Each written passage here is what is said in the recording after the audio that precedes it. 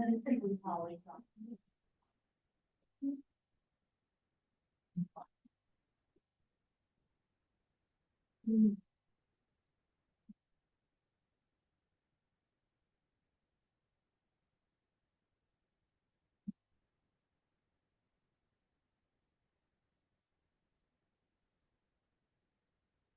She's on.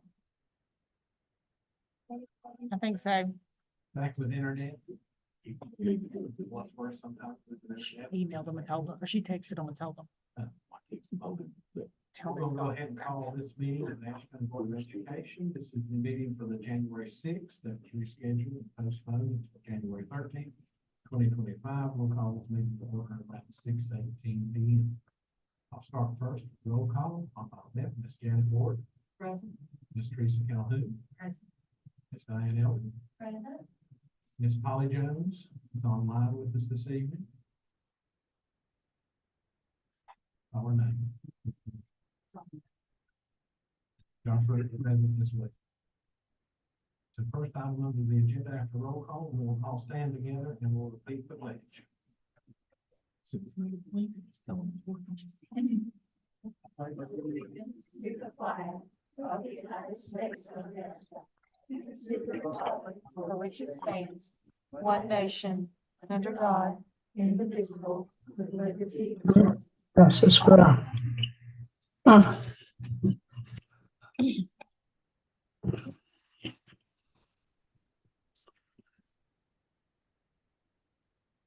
I saw Ms. Jones's hand raised on her screen. She's present this week. Next on the agenda, we have approval of the agenda. Do we have any changes or amendments to the agenda? I'd like to add with the,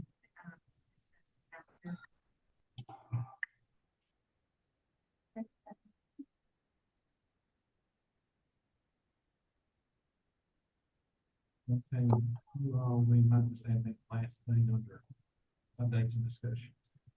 Yeah. if there be some action.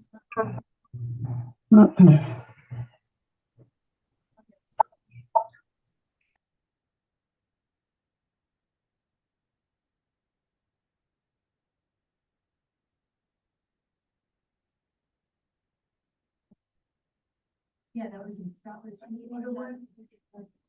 But you don't have to vote on that. It's just the initial calendar, right? So those haven't changed other than the dates that we can update because of weather or. The start date and the end date is what was approved, and those dates haven't changed.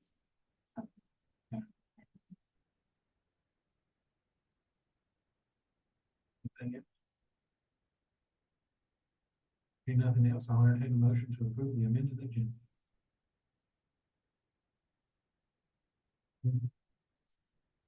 G M. Yeah, The calendar. yeah.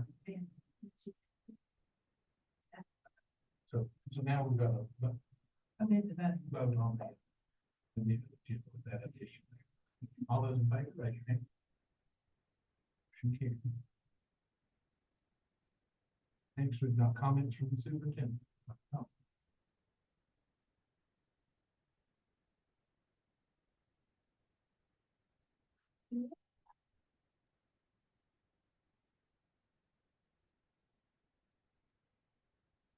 So the, under the comments from the superintendents, because we've had quite a few remote and other learning days because of the inclement weather, some people just can't get in tonight to get the recognition that they would love to have. And so we have several people that know that they were on the agenda to be recognized, and we said we would get them their certificates in other ways. Most of them have received the recognition either on social media or from the entity in which honored them originally. But we do have several people that are in the audience today who have worthy recognition and quite a bit of it. So first of all, Jamie Little, our Director of Student Services, as you know, we have quite a few grants that we support here in Ashe County Schools, and many of them provide services such as our social workers and our nurses and some of the ancillary services that our kids really need. But the state doesn't necessarily pay for in full. So we have some counseling services for our Ask Center at the high school is one of those grants that we write every several years. And Jamie and a representative from RTI, which is a research program that's really helped us to access a lot of these grants and stay up on them, presented last month at a national conference. And Ashe County Schools has been recognized as being one of the leaders in thinking differently about how we can provide different mental health services to our kids. And so the Ask Center is one such way that happens at our high school. And while we have a ways to go, we have noticed that our services for children have increased, and while our needs are not necessarily decreasing, some of the numbers of which we were measured originally have decreased. And so, for example, I don't know if I want to even say this one out loud, but I think 10 years ago or so when the grant originally started, we were #1 for teenage suicide. And that's not something you ever want to be #1 for. And so this is one of the reasons why we continue to have programs in need. While we'll never get fully there as far as having 100% of our children that don't need any of these services because the need is ongoing. But we're getting there day by day, and thanks to programs that we have in partnership with things like Appalachian State University and programs with other institutions that provide those services for kids. So congratulations to Jamie on the Mental Health National Conference. That was quite an honor to be asked. We have quite a few other people to honor. Not every one of these people is here, but we do have certificates. And I'd like to call somebody who, is Casey here? So I'm going to call Casey up to the other microphone. And Casey Smith is not only all things early learning, kindergarten through our elementary grades, but she's also what we call a resident expert when it comes to our national boards and supporting our teachers who are getting national boards. And so she is here to honor several teachers who either renewed or who earned their national boards for the first time. So Casey. Thank you for having me. I'm so excited. I'm looking forward to this day for a while. So excited to be here. So excited to honor these colleagues of mine that have worked very hard. We've, for a couple years now, have worked on getting a group together in the county to help support each other for this big certification. It takes a lot of time. It takes a lot of time in your classroom. It takes a lot of time away from your classroom, away from your family, but so worth it in the end. I've told them before, I became a different teacher after I was certified. And so whenever we started putting together this support group, I did call on Diane Eldredge because she helped me get through mine. I had several people help me, and she's a big advocate for national boards. So we just wanted to pay it forward. I think that was our main thing. We wanted to pay it forward and help other people. So for now, I'm going to be quiet and honor these special folks. For our national board's initial certification, this means that they got it for the very first time. And if I'm not mistaken, they did it all in 1 year. Yes. Which now you can choose if you want to do it 1, 2, or 3 years, and they did it 1 year. So that's even more of an accolade for them. So our very first one is Brandy Reedy. She is a pre-K teacher at our Early Learning Center. She received her certification in literacy, reading, language arts, and early and middle childhood.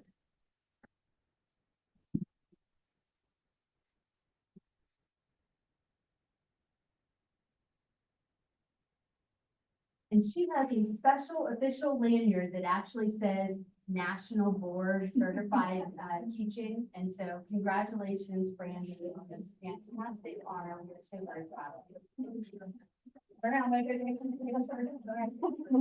So,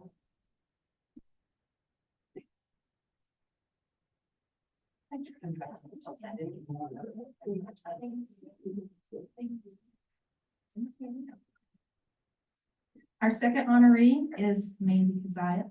She is the media specialist at Westwood Elementary, and she received her certification in library media, early childhood through young adult.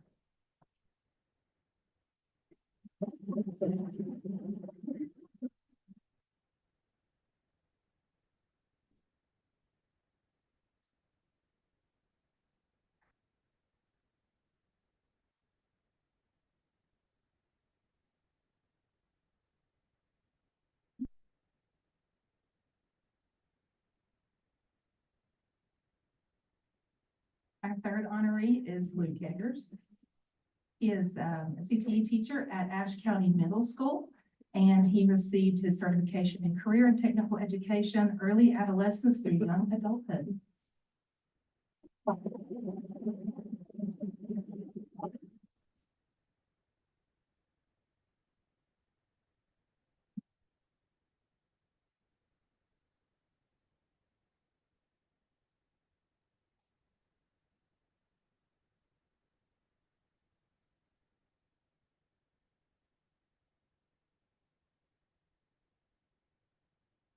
Our fourth honoree is Lindsay Hagel.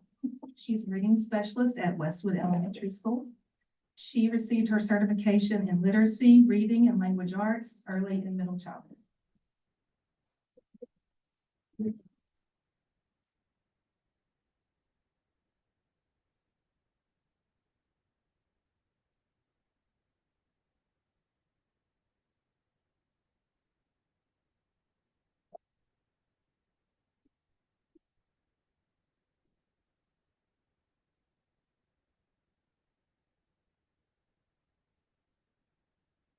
And our fifth honoree for initial certification is Jill Baldwin. She is literacy specialist at Mountain View Elementary School, and she received her certification in literacy, reading, language arts, early and middle childhood.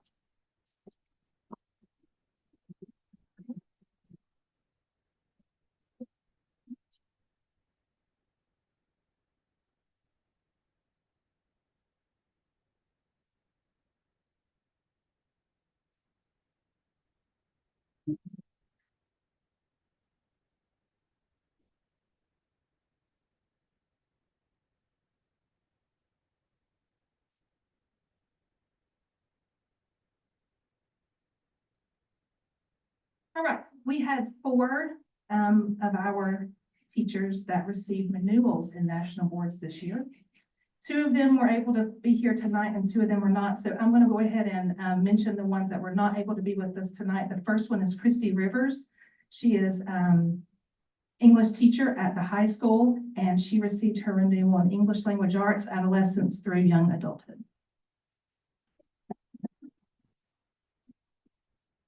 And our second that is not able to be here is Megan Roberts Clausen. She's a counselor at the high school, and she was renewed her certification in school counseling and early childhood through young adulthood.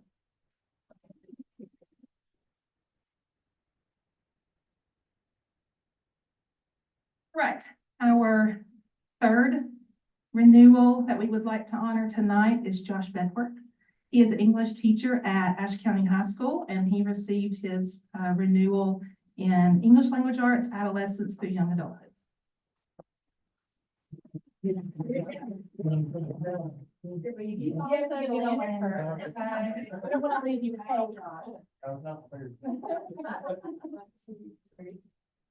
Thank you.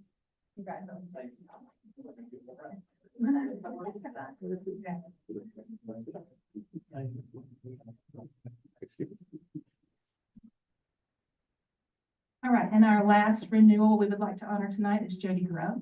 She works for the Central Support Services as EC Program Specialist and our MTSS Coordinator. And Jody received her renewal on Exceptional Needs Specialist, early childhood through young adulthood.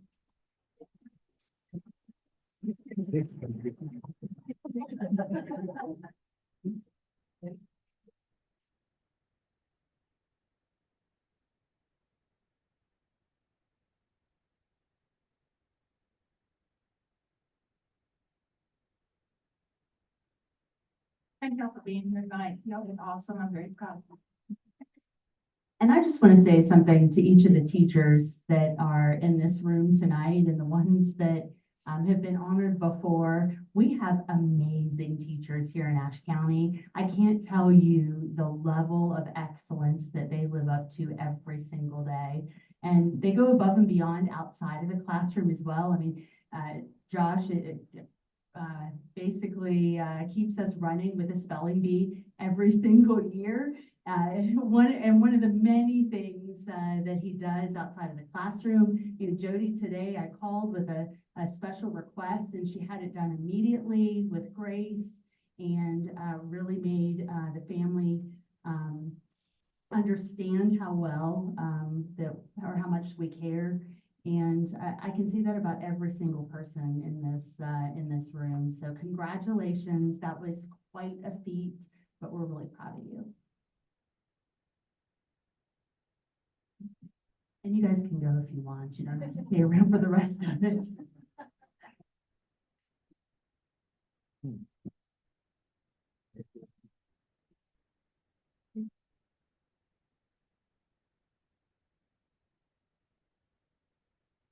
So we also have some mini grant winners, and I don't know that any of them are here. Maybe a little bit. But we've had some public school partnership mini grant winners, and every year teachers who earn grants have to apply. And so that in of itself can be a feat. But we're so proud of our Ashe County educators that take the time to apply for funds to do something extra special in their classrooms or for their schools or across the district. And so we had this year from our Central Support Services, Julie Taylor and Casey Smith, who earned a public school partnership grant. From Westwood Elementary, well, we have Lindsay Hagel and Chelsea Taylor, who earned a public school partnership grant. From Blue Ridge Elementary School, Mitchell Reedy, Elena Graham, Allie Shoemake, Courtney Binder, Amanda Black, Molly Payne, Alicia Brose, and Katie Waddell received a public school partnership mini grant.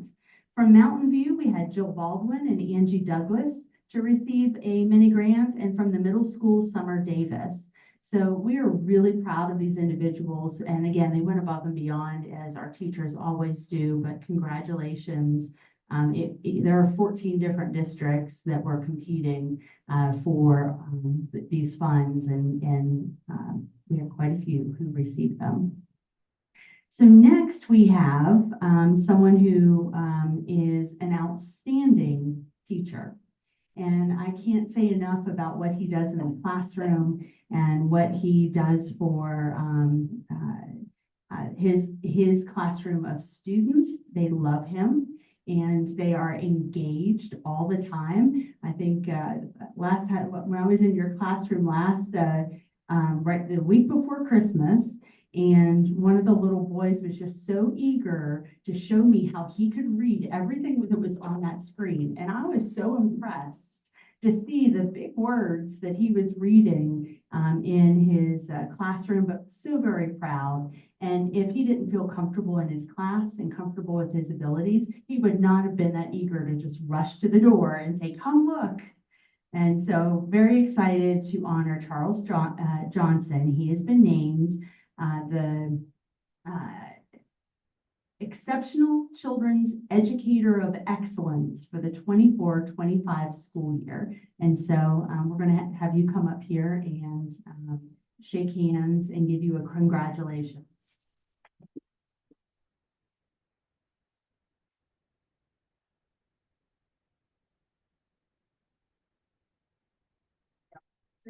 Congratulations.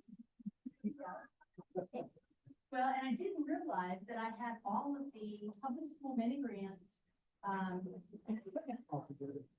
All of them are here. So I will make sure everybody gets your, I'm gonna read your names one more time so you can come up here and shake your hands. I did not realize that was in the packet that was given to you. So, Charles.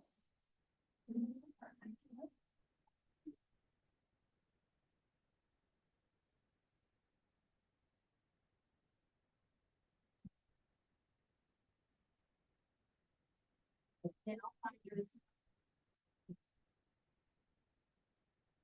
Congratulations. So I have this whole staff, and it does say right on top of it, Public School Partnership Mini Grant winners. And so I had not read the fine print, I guess. I am gonna call your names. You can come get your certificate, and these are the certificates completed by Appalachian State University. So Mitchell Reedy.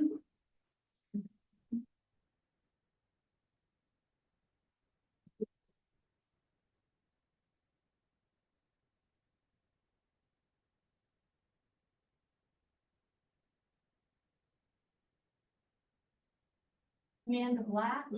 Mitchell, I'm gonna have you, you've got some here, and I'll just have you. Here's Amanda's. Courtney Binder.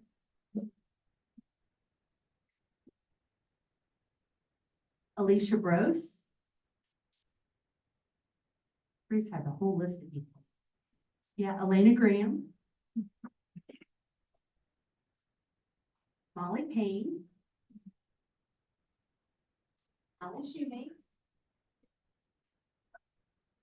Yep.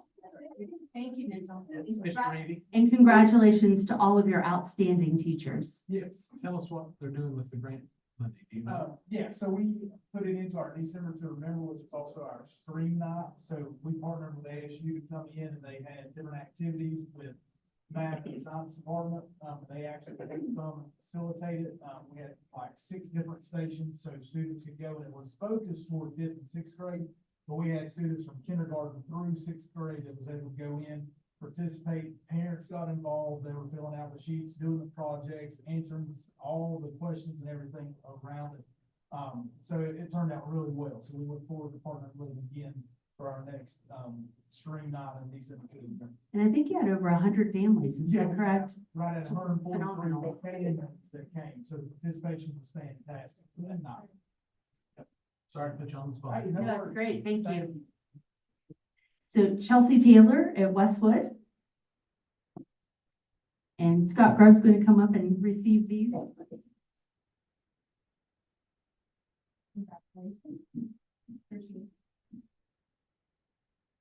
From Mountain View, Jill Baldwin.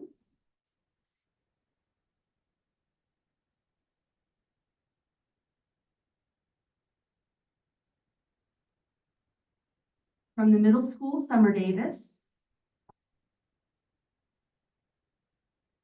Sorry, I have more from Mountain View. Mountain View, Angie Douglas. Another one for Westwood, Lindsay Hagel. But Lindsay, can you come up and.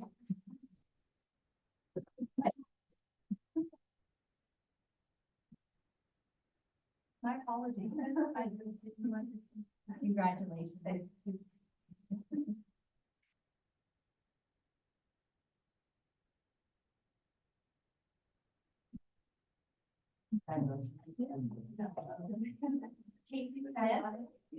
Casey Smith.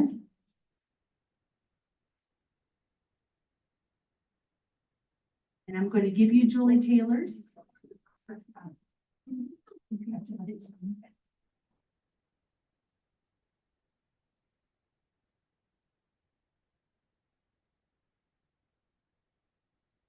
And another one from Breeze, Katie Waddell.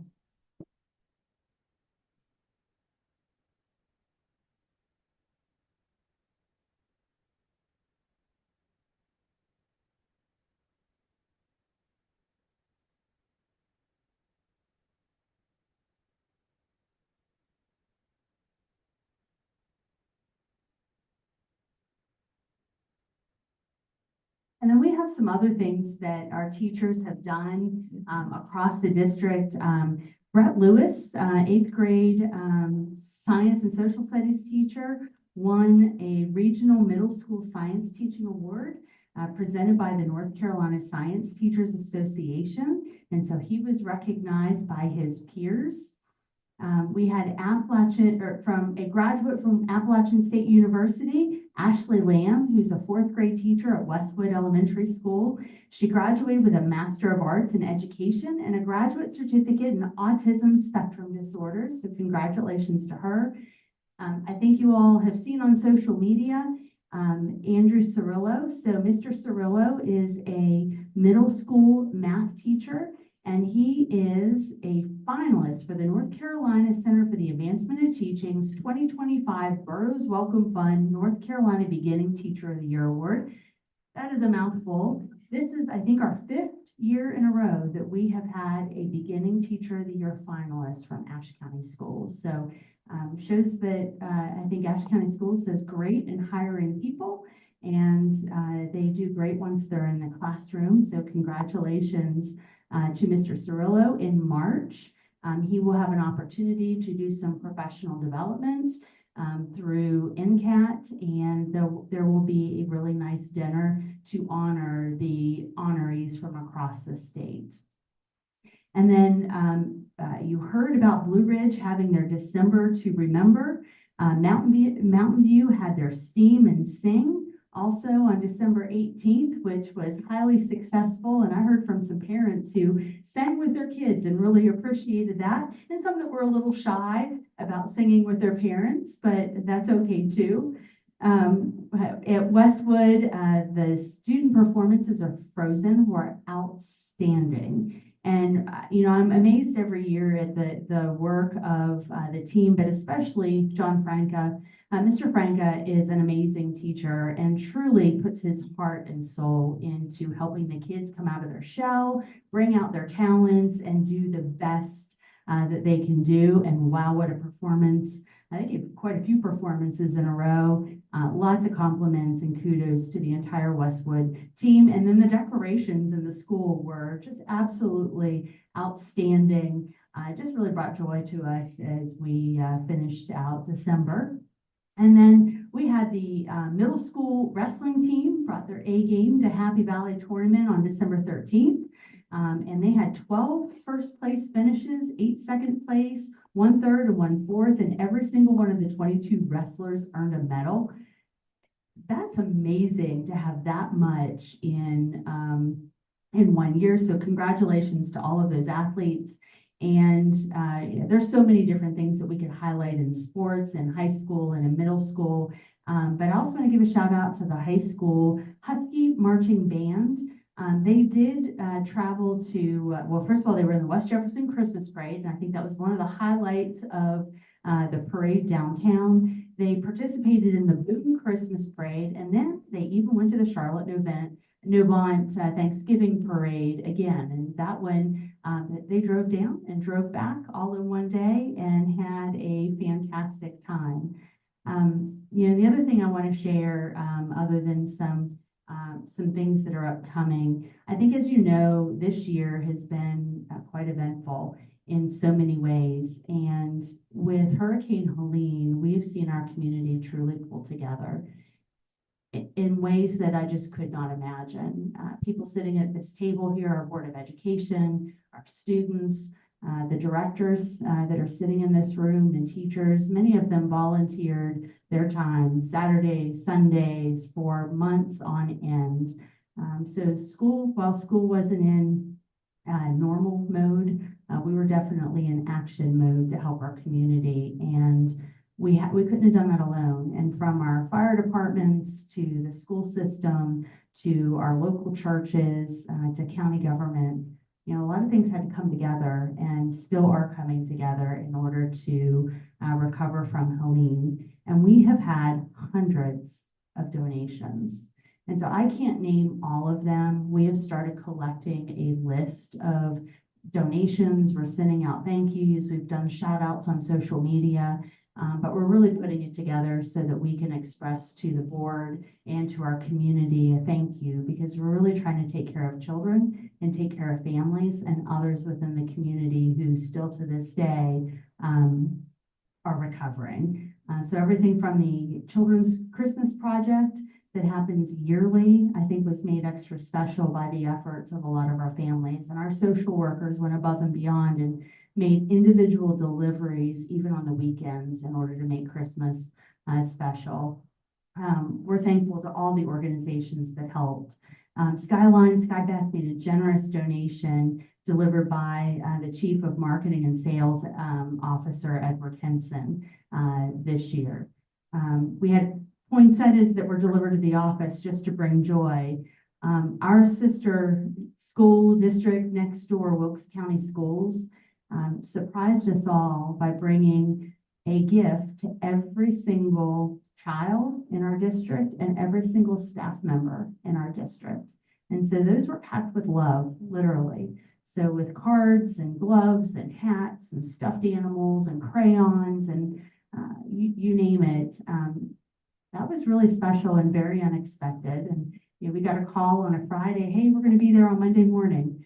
And we had no idea that it was coming. I think a few people may have had some behind the scenes efforts in it, but thank you, Wilkes County Schools, for making that possible. It's just a beautiful act of kindness and support. Our Mountain Miracle Toy Drive, we had a tractor trailer delivered a sleigh load, literally a tractor trailer load of about $25,000 worth of toys to the Early Learning Center. And we opened up over a couple of days and not only gave away those toys that came free to all the families that wanted or needed a toy to give away. And there were grandparents coming to get gifts for their grandchildren. But we were also able to, I think as everyone knows, we still have donations coming in, and we were able to help some families with food and diapers and other things that families just need at this time.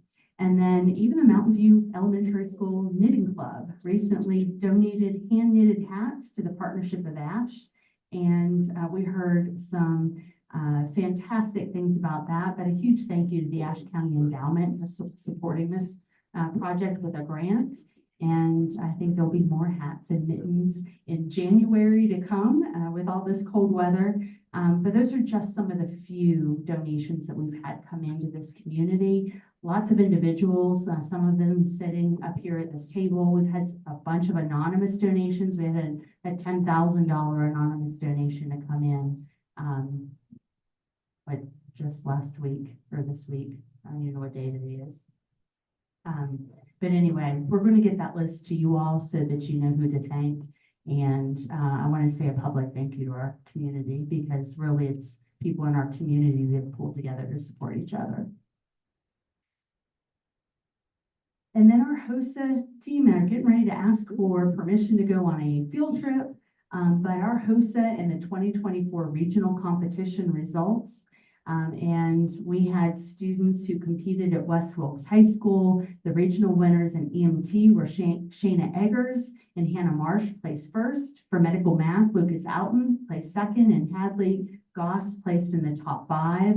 And we had occupational therapy, Atlantis Jans placed first. Pathophysiology, Kelsey Durham placed second. Phlebotomy, Aurora Handcastle placed in the top 5. Physical therapy, Kelton Powers placed third, and Gabe Smith, the top 5. Persuasive writing and speaking, Chloe Henson placed first. Vet science, LA Cable placed second. World Health and Disparities, Jane Neely placed first.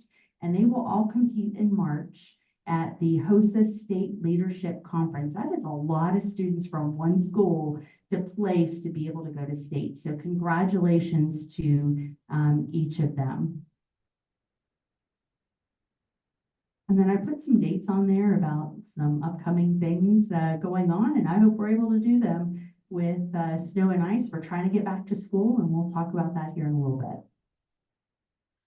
And that's all I have. And I know it was a lot, but we're trying to make up for some things that happened.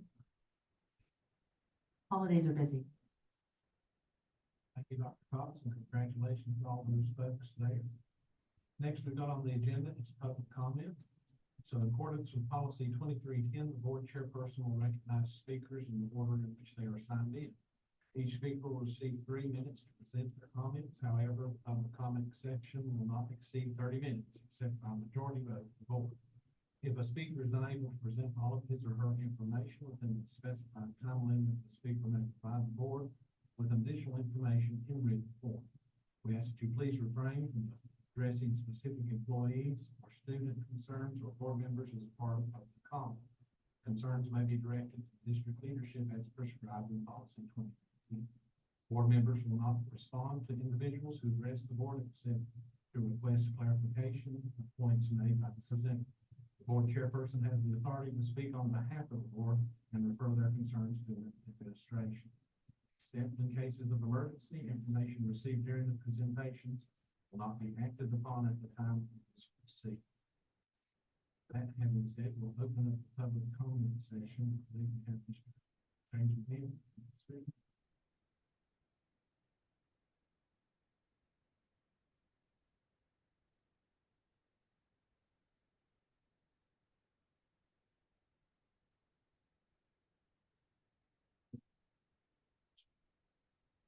Unfortunately, what I'm going to speak about will not be a very.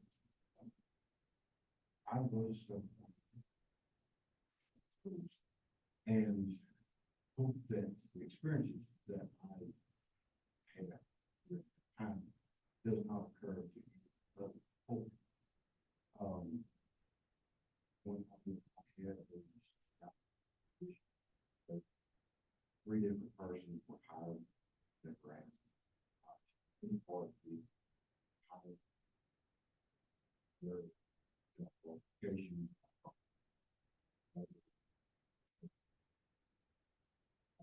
I'm going to not give any of the stuff and provide me with hardships at times of trying to get materials in and other things done. Teachers would ask me for things to be done the next morning, and with the other duties I had performed, I couldn't take care of it. I had to leave notes and hope it happened. I accumulated several comp hours and depository hours. I had already worked those hours, taking care of a lot of things at the school, and accumulated some leave that I was forced to take those, but at the same time, other persons accumulated the same hours, not forced to take. I missed several things in break times that needed to be done and did not happen. The left, formed other employees there, things needed to happen, did not happen. Also, I was told at the time that the particular school I was at was actually supposed to have had a position more of custodian, but did not know how to fund that. I made a couple of phone calls and found out how that happens. Surely a school system can make those phone calls and find out how to get from. Then we're going to look at some of the policies, safety policies. There is a particular safety policy that is a template from OSHA. That is the approved policy. It is a template. That means such as, you've got English teachers here, you're writing a paper, you've got subject, you're going to detail your subject. That is the template. What does this contain? It must contain this item. You must do this. Now you have to elaborate, what are you doing? What must you take care of? What materials must you use? This was not in place when I was employed. This policy could greatly deteriorate health and concerns of students and faculty. Needs to be addressed immediately to take care of any concerns, to make sure that the correct materials were used and used improperly. Thank you, Mr. Neal. You're welcome to put that in writing if you'd like to send that to administration, just so you know. I have expressed concerns to operate the administration. Okay. Thank you. Okay.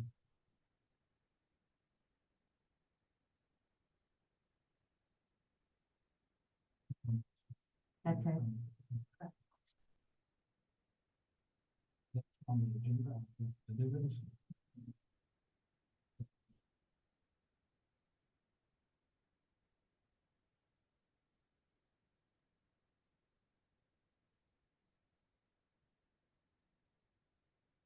Good.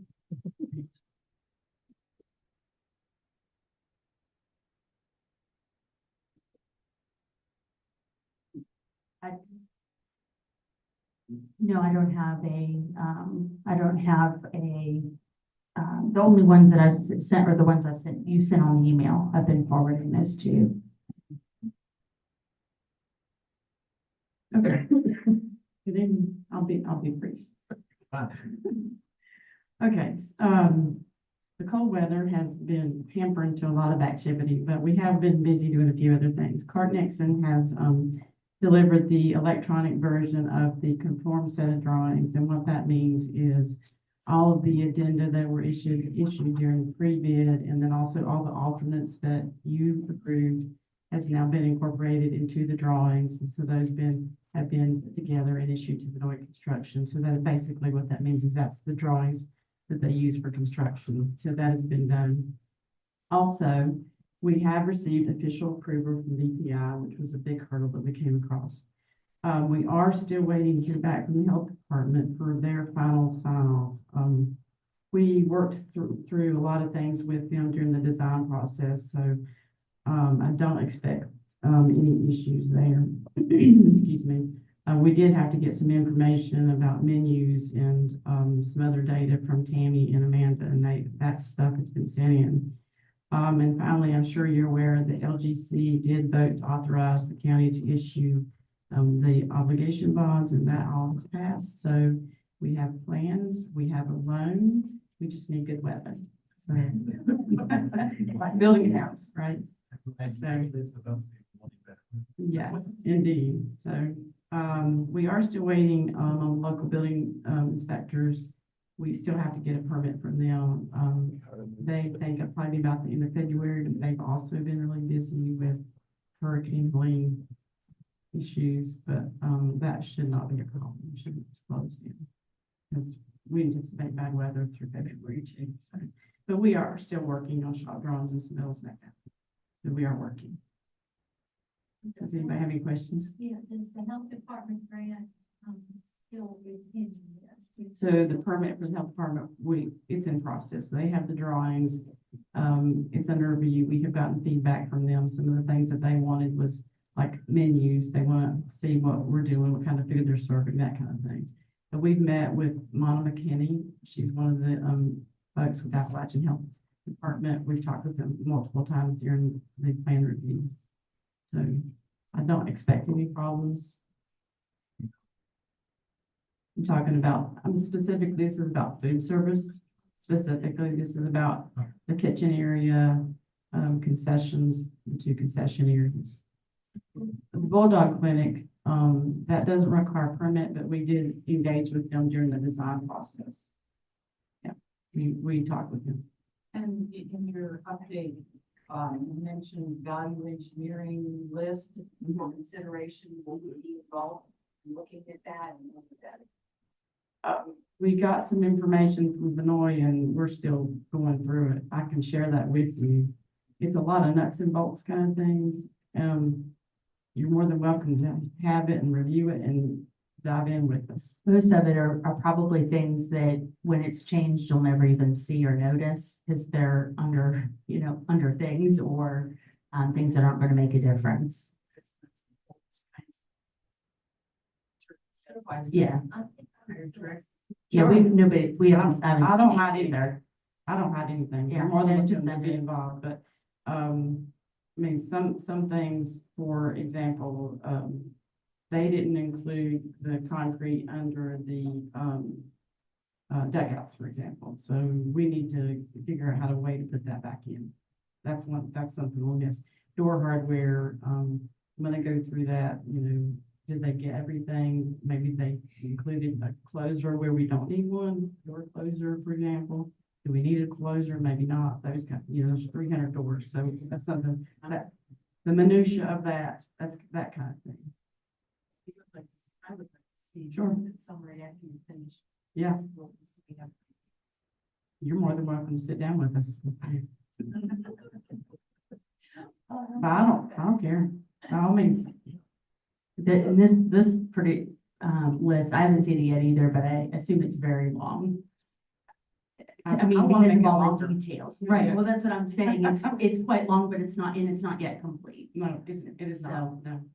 I'm waiting for some more, yeah, that's right. 100%. Make it simple. Do my best, yeah. Yes, okay. Thanks so much. We'll jump in here to action items for the board. First, under that is personnel. You have those attached in your agenda there. Does anybody have any questions or anything for that? Hearing none, I'll take a motion to approve the personnel agenda and the addendum. I have second. Any other questions or comments?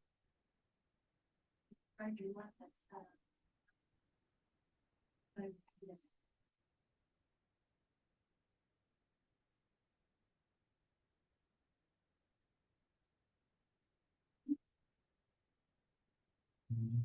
All those in favor? Is Polly raising her hand? She's muted, so I'm sure.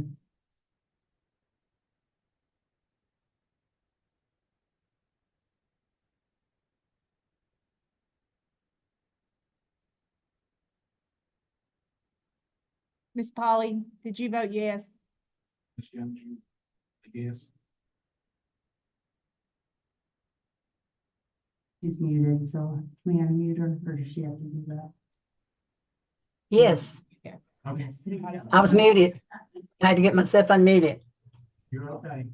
I'm sure you were saying yes every time.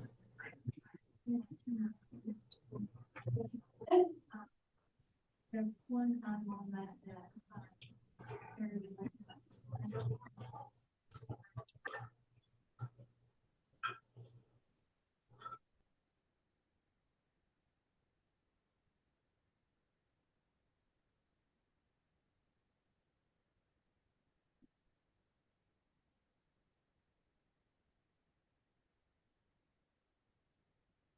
Move on to the minutes.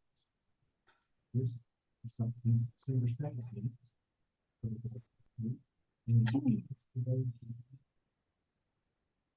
Hearing none, I'll entertain a motion to approve those minutes. December second.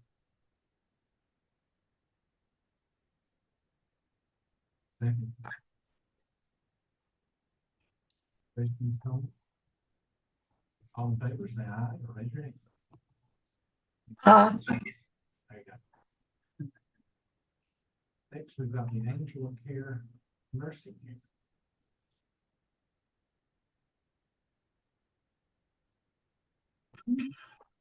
I'm presenting a contract for nursing services as a related service for students in Ashe County.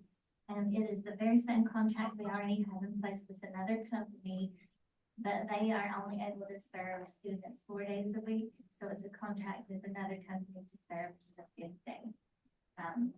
Mr. Johnson has approved it, and we are just asking.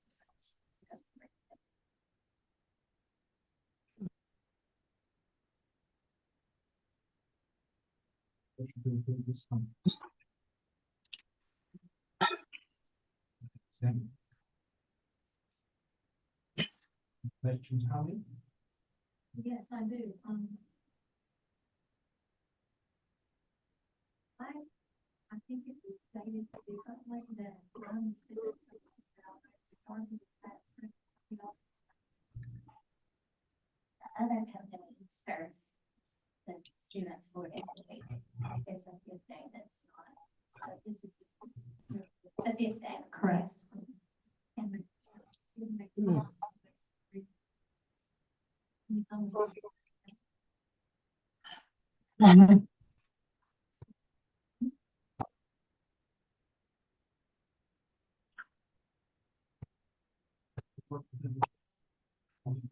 Oh, I heard that this is the most common. Let's look at that company, they already said their thing. They got that.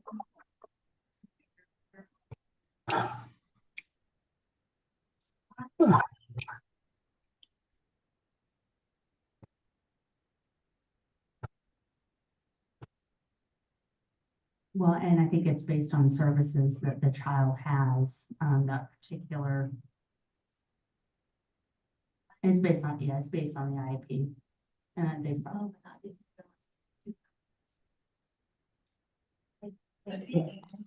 Until now. One was all we needed, it was sufficient until recently. They're not able to certify basic. Correct.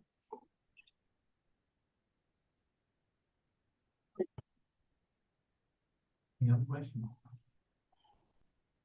All those in favor, raise your hands, I guess.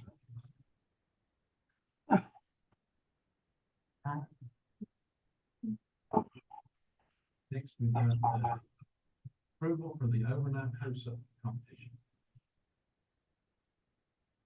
All right, so I'm here on behalf of the HOSA students and their HOSA sponsors, Ms. Gilbert, Ms. Roxanne Gilbert, Ms. Megan Cobbler. We're seeking permission to allow these students to travel in March 26th through 29th, stay at the Corey Convention Center and attend the State Leadership Conference for our HOSA.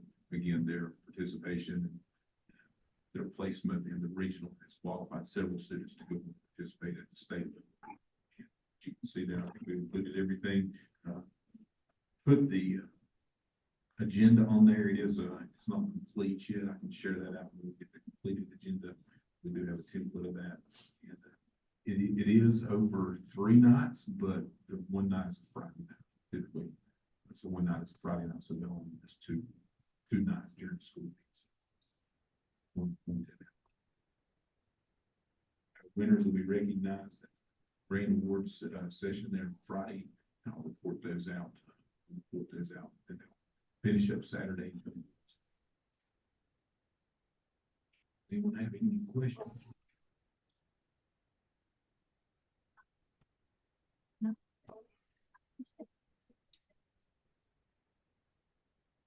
Very packed, starting early, ending late.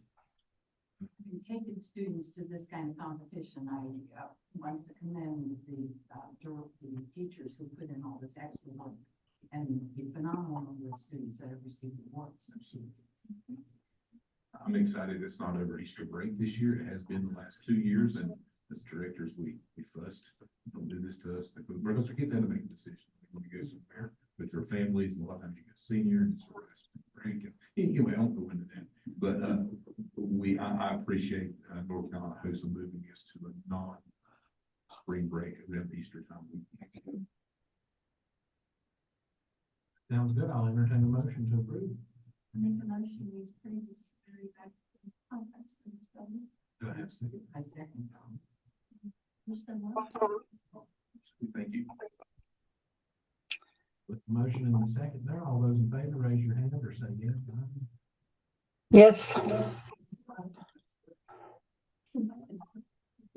Next, we've got the 25-26 budget calendar. I believe it's already done, been thinking about that. You have in your packet the schedule of things that we will be doing this year as we prepare the budget for 25-26. Need your approval. Set this calendar with our. This is essentially what we did. and it follows legislative dates. Yeah. A lot of it's controlled by the Fiscal Budget and Control Act. We don't have any. Right. We've run into that before. And when will we vote, like, when will we see the final budget? So the final budget resolution will be in October. And as we go through the budget presentation in a little bit, that'll become clearer how the whole process works. It's a long process. You just do like certain things, like I thought we did. But, yeah, for myself. Oh, you're going to see a lot here in a few minutes. Do I have a motion to approve the budget calendar? Do I have a second? Any other questions or comments? We will work with this on exactly how we think that. Yes, so February meeting, we will plan the March work session. So, it's, we come up on February, just keep that in mind. And that's the session where we go through each of the presentations, or each of the things the directors and principals have presented. And we decide what we're gonna take to the commissioners, what we can go ahead and fund now. And then we make our budget request to the commissioners. Typically, they would like it around April. I think by law, we don't have to have it till May, but we, we play ball. Will it be a work session in March for us? Okay. There's a motion and a second on that. Any other questions or comments? All in favor, raise your hand or say aye. Yes. You good with that, Ms. Jones?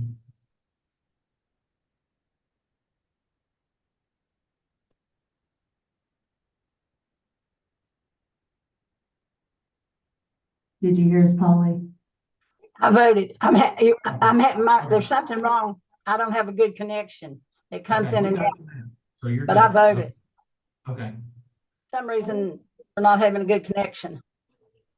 Oh, okay. Speak a little closer. Each teacher will. Or just eat the mic. If you put your mouth real close to the mic, then you can hear. Last item we've got under action for the board is the paid pre-K and early learning center. At the early learning center. So I know that Terry is not here tonight. She is or was on the Zoom listening in. I don't know that she's still there. I think she is. However, back in the beginning of the school year, we started exploring an opportunity. We've been talking about it for a while, but it's been exploring an opportunity to have open another pre-K classroom. We have the need in our community. We consistently have people saying they don't have childcare, and a lot of times it's a 4-year-old who could be in one of our schools, but we don't necessarily have the classroom to do that. And some of them just barely do not meet the criterion to be in our NC pre-K. And as you know, there are lots of different criterion. But sometimes a family will make just over that amount, and then therefore they do not qualify, even with our best efforts. But in meeting with the partnership of ASH, and we have a great relationship with them, and with our early learning center, our goal is eventually to offer pre-K options to every family that has a 4-year-old if they want it. But right now we have the classroom space available at our early learning center. When we were inspected, last month, they walked through preliminarily, and I think we are good to go. It just needs formally done. And we would love to open another pre-K classroom, but this one would have to be paid. And I think I sent to you a cost of pre-K in Ashe County, and it showed the range of costs that our families are incurring. And, I would hate to charge $850 a child for this, but that is the going rate in some places. And you could see on the chart that I provided, again, there is a range. We don't get the same amount of support from subsidies and others as an independent place would.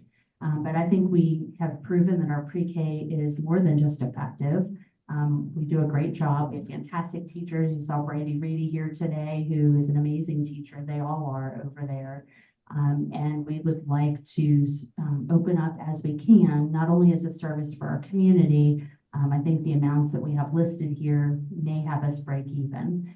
So to break even, we would probably need to charge the $850 a family, which we know is a lot, especially if you're just over that income threshold. And most of our families with 4-year-olds are young families. And so they haven't quite earned to that place where they might be later in their careers, where their children are older. But if we charge between $600 and $850, there is only a small amount that we would need in order to break even, so to speak. So we think that we might have a grant that's available to us in order to be able to fill that gap. And so we would like permission to pursue this, get information to families on what we're hoping to do, and be able to start the process of getting that space inspected formally so that when we have the funds come available to us, which are sitting there, it's just taking a process through the state to get approved. We'd like to be able to move pretty quickly. And if that comes up next week, we'd like to be able to move on it next week because our families are really still in need of childcare, and need of, learning for their kids at 4 years old. And so what we're hoping is that, this will, be able to fill that space at our early learning center. And I think we have a need at Blue Ridge. To open up a pre-K there. That wouldn't be right away. We'd want to get our families in where we're stable and know what we're doing, and then open it up, perhaps in the fall, based on need, of course. But I think that would be a great direction for us to move in, as a district and support all of our early learners. Question. Yeah. You mentioned a range of 600 to 850. Would that be on the same, of the same type as learning to play, where it's based on the amount that uses, based on the amount of families, learn? So right now we're looking at having a grant that actually, fills that gap. 850 is what we would need per child in order to break even for the funding. And so this grant could perhaps provide, that subsidy. So, I don't know how to better explain it. It would literally fill the gap for now. And then we would develop moving forward that sliding scale, so that families who, could pay more, paid more. And it's still competitive, with the others that are on there. The second question is, if you have more applicants than you have space, how are you going to determine? And so, that I can answer particular that. criteria, oh, is Terry there? Hi, Yes. Terry, you have your hand Hi. raised? Please talk. Hi, Terry. Hi, we have a point system that we use for the NC pre-K, and it characterizes the need of the income, if the child has any type of a disability, everybody including speech, which is one of the 13 categories. If there could be a Title I child, their ethnicity, um, migrant workers. There's a whole scale that we have, and it's on a point system. We would integrate that into this program. So the point is, for that particular scale and being consistent, is that we could, if we had people that qualified for NC pre-K, they could be in this classroom alongside paid, people that are paid to be in there as well. And so we'd use a similar criterion. And it also has a screening tool, a dial screening tool.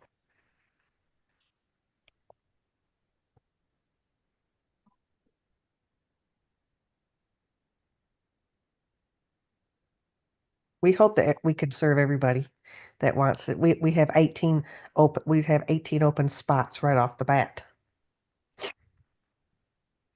When would it be, like, when would you start? As soon as the inspections, were ready. It was, How long you think that? and we got the people hired. And Terry and I've talked numerous times. I don't think that'll be a problem. It could happen, the inspections could happen in a week because they're already waiting for my phone call. And I already And- have, I mean, it takes a posting and, that's 10 days.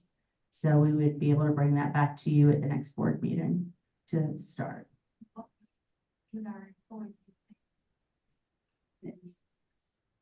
Yeah, it would be on a teacher's scale, like our pre-K teachers are paid. Oh, much better, much better. It would be all state benefits. They would be Ashe County Schools employees. Terry, how many would be, I can't hear you. I'm sorry, how many would be how many would be Blue Ridge students, just a projection? I know they're all of us longer than other kids and have special needs and all that stuff. How many Blue Ridge kids might we be looking at potentially? I truly don't know how to answer that question. We do have several. We have probably enough for a full class at Blue Ridge already at our site. That's an NC pre-K. And our hopes are to finish this year off with our extended class and then reroute kids to next year after our dial screening, and we get that all done and all the numbers for next year to try to have a class at Blue Ridge. That have to be re-inspected, because Yes. I thought we repurposed those, spaces for the students. Exactly. That's all in the talking, but we would still be able to house 5 classrooms at our site. And I think that we could probably house more than that, but one classroom at a time. Mhm. And looking at the bigger picture, would Blue Ridge be able to host that for several years to come? And I mean, what if, we got a lot more tenders coming. If they take the class, and we just put it out there. Long term. We have quite a bit of space at Blue Ridge. We'd have to look at that, to figure out when and how we prioritize what that looks like. But I know that the need is there. Well, in a couple of years, that's it, very different. 6th graders are gone. That's 3 years from now. So. And Mr. Riddy will be all part of the decision when in the process throughout this if the class opens up at Mountain View, of course. I mean at Blue Ridge.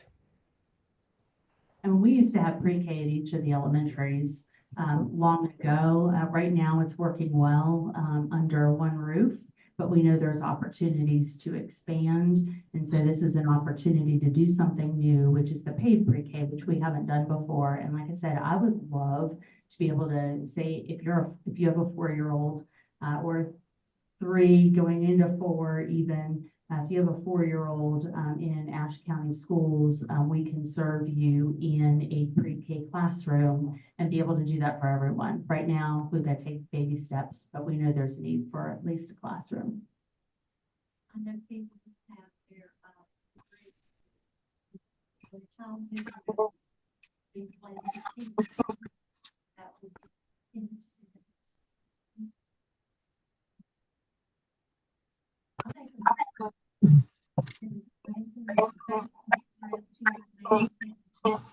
I have a motion. Do I have a second? Any other questions? Is Polly trying to Yeah, tell us? Ms. Jones, Pardon? you've got your hand up. Yes. Yes. I'm bouncing in and out. It's hard to keep up. I have to really pay attention to keep up with you. Okay, we've had a motion and a second on the paid pre-K at the early learning. Center. So, Yes, Any other questions? I have no questions. I'm in favor of it. And she's in favor. The rest of us will raise our hands. We're in favor. We're in favor too, so we're all good. So, motion carries. Thank you. Diane, you might move your Diane. computer, Pardon me? you might move your computer so you can get your microphone. I think they're really having a hard time hearing you. There you go. If you could move your computer, you'd be able to. There you go, there you go. There you go. Just getting old, okay? And Terry, it sounds like that you might have a bit of a cold. I hope you're feeling better. Thank you very much. I am feeling better.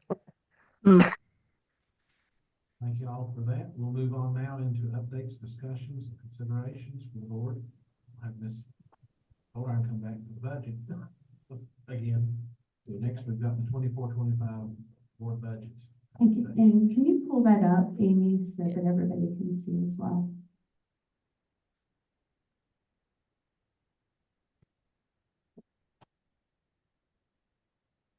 Well, this is the fun stuff for me. I could probably talk about it for hours, but I won't keep y'all here because I know you're tired. It's been a long day. Probably the 2 most stressful times for the district is snow days and summertime. So it's long days.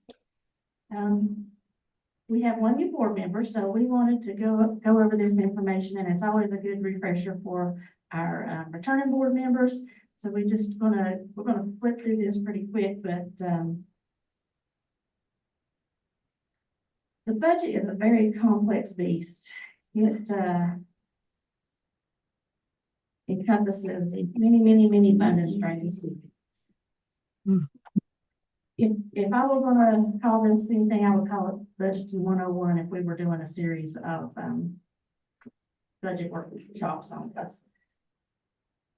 The very first slide you'll see, and the returning board members have seen this, but this is such a good slide. The next two are such good slides that I wanted to bring them back again, is how public schools are funded.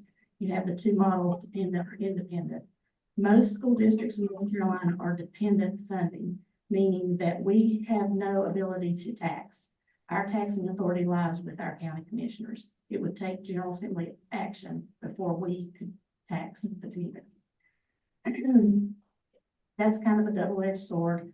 That puts the burden on them to do that, but then it also ties our hands, and then we are very dependent on our local county commission. The second slide is who do we get our funding from? So the three funding sources are federal, state, and local, and I know you're hearing a lot in the news about the federal funding and that, you know, they're going to be doing away with the Department of Public Education, but they've said that for years, and it's a very tough job to do because if you think about IDEA and who's going to monitor IDEA, there's no better group to do that than the Department of Education. It wouldn't be horrible if the money comes down to the state level, if they do away with the Department of Education, but if it doesn't, the effect on us is going to be huge. We have around 58 people that are paid with federal funds. Of those 58, let's put my old lady glasses on here, we've got 14.75 teachers, a half of the social workers paid from federal, 16 after school, 15 TAs, 2 bus monitors, and then a variety of tutors in that funding. So if, yeah, I have credit too.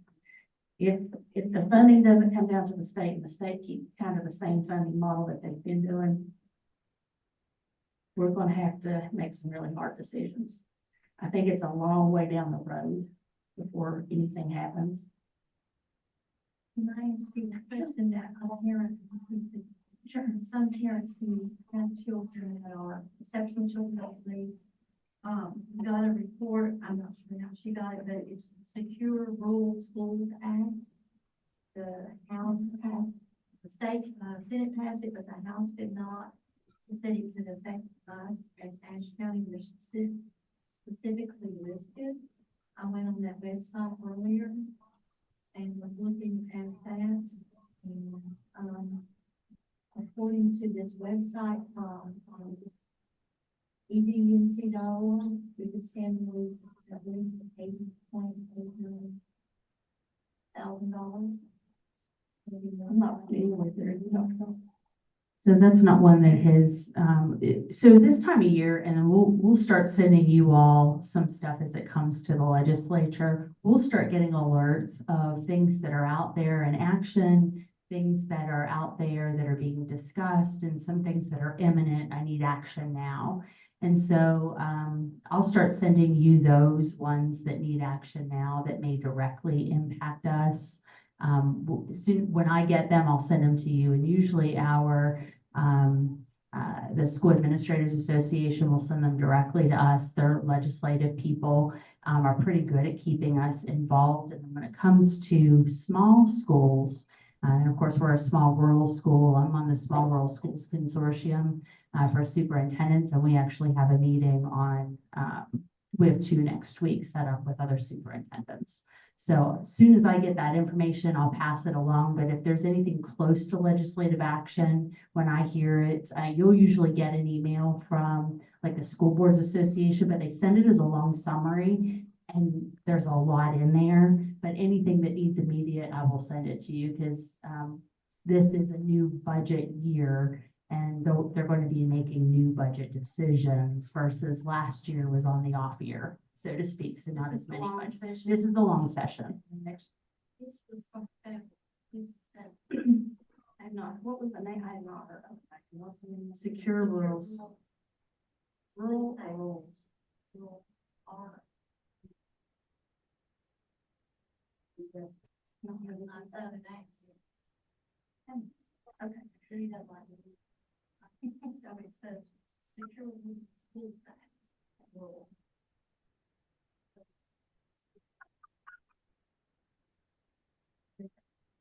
I'll look into that, tomorrow. So on the state, most of our funding, about 56%, is from the state.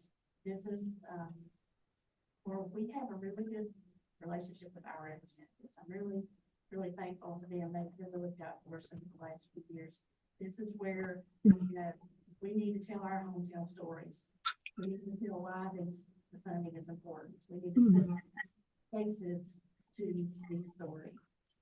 That's what they want to hear. They don't want formulas that have 47 people to say the exact same thing. So when we reach out to our representatives, we need to be personal. Then our local, it's a very prescribed process by the general statute. We also have a good relationship with our county commission. I'm very thankful for them. They've been really good to us. They have been. Take care of us. Next slide is the budget process, how it flows. So tonight you approve the budget calendar. Then next, it's February 6th, the principals and directors have to submit their budgets to us, and we will meet with them the following week to go through their requests. And in March, I'll bring everything to you all in a spreadsheet form. We can go through and talk about each item. And that's where we make our decisions on what we're going to take to the commission. Amanda says this is the fun part. I love it. And so we were talking the other day about some things that we really need to push forward and shape. And she lit up. So I was excited to see her get excited about things that I can get excited about. So, and it's more than just numbers, it's people, because most of our money goes to people. It's taking care of you. Yep. And that's our whole. So in April, we approve what we're going to submit. June, we typically do not have a state budget by June or July 1. So we will have to most likely have an interim budget that will get us through, and we'll keep moving forward. March, you'll have another work session that we have our county commissioner budget, and then we can approve what items we can afford. We will take care of those then. Then in October, I'll bring you the budget resolution that kind of encompasses all that hard work actually boiled down to about 3 pages. You laugh like it's not that much, but when you get it all done at the end of the year, it's binder about like that. Next slide is just a snapshot of where we are now in our budget. State funds make up about 56%, foreign expense, which is our local budget, 17%. Federal is 8%. That's a little high because that has ESSER numbers in it. Typically, our state runs probably closer to 65%, but we have ESSER and federal outlets. We have the turf and track money that comes to use the numbers. And our fund aid, you need to be really our group and Jamie Little or all the grants she writes. Our fund aid is Higher than most. higher than most because we get those direct grants from Department of Justice. Or some of them are donations for different things that go into that fund and they're for a specific purpose, like a scholarship or Hurricane relief money. Hurricane. Goes into fund aid. We are not. That is always a concern, and it gets brought up every long session about fund aid being a part of the charter school calculation. It would be a nightmare if that were to happen because we have so many direct grants from the Department of Ed and different places that would not allow us to take a portion of that money and just give it away. and give it to charters. So we'd have to use fund balance to make up that portion. So that's always, it's always in the back of my mind that worry is going to be there. It wouldn't take us long to our fund balance. Well, We've and received some pretty large grants. Well, and if you think about it too, with fund balance is there for a lot of different reasons, which you hope you wouldn't. But I think we shared this with you back in the fall when we were shut down for the hurricane. We had to make payroll. And thank goodness, our banks were closed on the particular Monday, and the banks at Wilk were closed because of the hurricane. And we used fund balance in order to, because we have to order money in order to make payroll. So our fund balance, because we had a secure amount, allowed us to make payroll that day. Oh, it's all, yeah, it's taken care of within the next day, but it's one of those things where you don't want the money to be there when somebody goes to take it out. We have to write checks from state, child nutrition, federal, and Fund 8 to put in the local bank account to cover payroll. And the state money flows in, and then at midnight on payroll, night, it's back out. If we had not had the amount of money we had in fund balance, we would have overdrawn the account, and it would have been pretty. You all would have had my head. And it was beyond our control. That was, and I tried to get there, and turned down by the movie theater, and she called and she said, Amanda, we're gonna have to shut down the systems that went down. If the bowling alley had been blocked off, I'd have got there in time, but I had to go all the way around back. And water. It was disease. blocked, yeah. It was fun. Amy, let's do the next slide. Just some fun budget facts. Yes, there are. Josh, you're a numbers guy. Budgets are our best estimate at a moment in time. Unfortunately for us, we never know what the state budget is going to be when we're trying to plan our local, federal, capital outlay in child nutrition. So we are doing our best guess, and I was talking to somebody today, and I think you always estimate your expenses a little higher and your revenues a little lower. You hope they balance out. So one of the big things that catches us each year is the raises. We never know for sure what the state's going to do, but that affects your local child nutrition and federal. So the raises and retirement rates is ridiculous right now. It's 24.04%. So 24 cents on every dollar goes to retirement. And last I heard, their goal was to get it to 50%.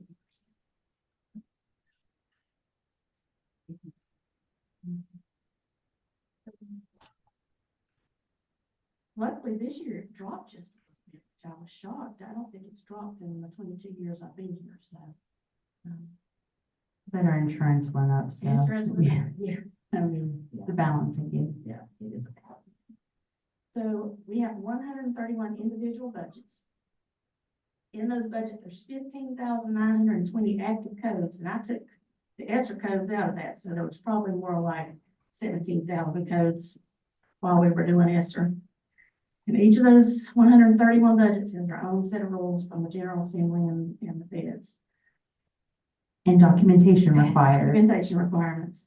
Then within the budgets, and Title I is the best example of this, there are budgets within a budget. So you have your school allotment that's based on their PPA, which is their per pupil allotment. Then they have their parent engagement budget within that budget and a professional development budget within that budget. So if I look a little crazy sometimes, that's why. It's a lot to deal with. And thankfully now I have Lakin, who is working with me federal budgets, and he has taken a big part of that burden on and is doing a great job on it. And you go to the next slide. So how are those codes built? This is a 34-digit code. BPI. It used to be 19. 19, yeah, 19. BPI and their infinite wisdom changed it this year to 34 digits. So when I'm training somebody on coding, I like to tell them it's a story. So that very first digit, that 1, that tells me that state funds. The X was added this year, and it's only means anything to our federal funds because federal funds carry over year after year. So if I get 2024 funds, that X would be a 4. 2025 funds, the X would be a 5 if they've got their home number thing. But the 51100 tells me that's regular instruction. And the 0001 tells me that that's a classroom teacher. The classroom teacher allotment, and then 121 tells me that's a classroom teacher. 302 tells me that's at the high school. And the following digits, they just, they're for our use and DPI's use as we grow and need to add more things. We use the local use a lot when we need to break things further down. Especially for grants. Yeah, right now, the biggest example is in our actual, because we're running two cohorts, we're running cohort 16 and cohort 17. So we're using that local use to identify what's 16 and what's 17. And hopefully pretty soon 18, fingers crossed. Sorry. Well, 16 will go away. 18 replaces 16. For a little while, there'll be a little period. And go ahead and flip to the next slide. This slide, for that very first digit, that 1, on the example we saw before, that told you it was state funds. So if it had a 2, it would be local or current expense if they use the terms interchangeably. 3 is federal, 4 is capital outlay, 5 is child nutrition, 8 is funding, other funds. To say some of the things we just did, the capital outlay, that would have 4. Would have. I do think 1. So the flooring in the middle school. For middle school, yeah, the PSBRRF fund. Yeah. Funds, they are booked to fund for capital outlay. The money actually flows to the county and they pay the bills. That's why I have to sign off. That will be the track for the football field. They sent that money directly to us, so that would be a fund for. And that's one thing that has skewed our capital outlay numbers a little bit, is because that we never had $2.5 million in capital outlay. It is a lot of money. And then the next slide, Amy. When I talk about the budget resolution that we'll be passing in October, this is how we budget. We budget by purpose code. So it's the 5,000, which is kind of direct instruction. It's anything to do with children, it's teachers, it's principals, it's assistants. And you want most of your money to be spent out of this category, because that's what makes your per pupil expenditure. That's where they pull that number, so you know what your per pupil is. System-wide support, the 6,000, that's your program leadership, maintenance, custodian, transportation. I would argue transportation should be a direct instruction, because if you can't get them there, you can't instruct them. But it's not, it's in there. The next one, ancillary services, is child nutrition and after-school programs. You know, child nutrition is its own program. It is self-supporting. And this year's going to be tough on child nutrition. This January again is. Well, in October, but we did get some money for. Salary money. We didn't get food money. Got salary money.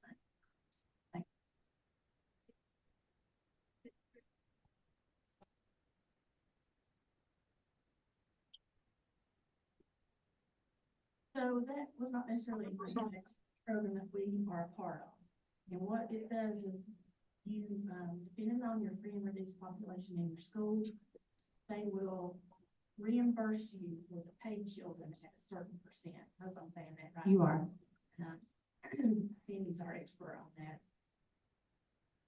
So we don't get 100% reimbursement back for our paid children. That's why when we had that conversation, I'm going to CPS, we may have to put some money with it eventually. Hopefully not. We used a little bit of fund balance last year, not a great deal. Anxious to see how this year turns out with Hurricane win-win. So that program she's talking about is good for 5 years. I can't remember how many. I think it was 5. I think it was 5 years. This would be our second full year of that 5th year, and well, unless you decide you don't want to do it, but yes. And we'll have to continue to look, I don't know what a normal year is since I've been here, you know, with COVID and hurricanes and, you know, they're all different, but, even with that, we're gonna have to see what that looks like to know how much money we really are bringing to the table, if any. I'm hopeful that we'll break even on that, and it's always worth investing when you're paying for children to be able to eat, because our children eat. I would love to see it continue right on and on. That's been one of the highlights that's happened since I've been. The next one is the 8,000, that's the non-program charges, that's your charter school payments, indirect costs, sales tax. We've got, probably, haven't got all the charter school bills in this month, but we've probably got 35 to 38 kids in charter school, with the majority at Two Rivers. I'm an advocate for parent choice, but I am not an advocate when it comes to cutting the school system's money to do that. If they want this program to work, then the General Assembly is gonna have to fund it. They're also gonna have to hold them accountable, same standards that public schools built. Like feeding and transporting. Feeding, transporting, highly qualified teachers. You know, that's the one that really gets me is they don't even have to have highly qualified teachers yet. We have that letters. You don't have a highly qualified teacher.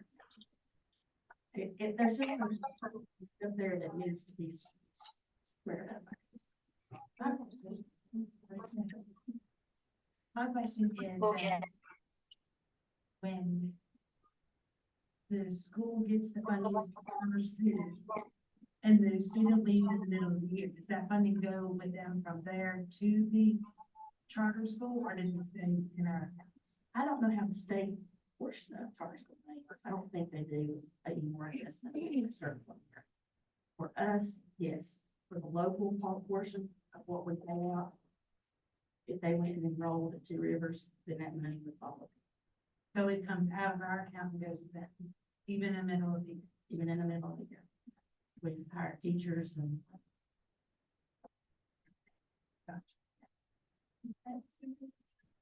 Wait a minute, no, it's Two Rivers. It's Two Rivers. Have we heard about this?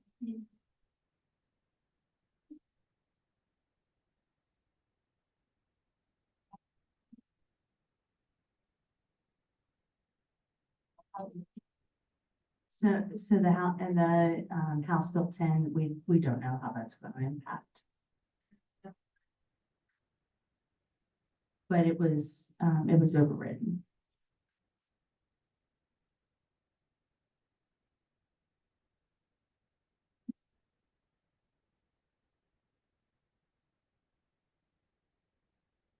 And then the final category is the 9,000 capital outlay. Another thing that skews our capital outlay at the end of the year is bus leases. We have to put those on our books, even though the state pays our leases. Then the next slide is just additional information about the account code structure. But we don't own our buses. Well, we do, they are We pay ours. for them. Yeah. But the state dictates when we can or cannot replace them. So that's why when we have a little graveyard of buses, we kind of have to keep them around for a while. And But Lisa's done a great job of cleaning that up.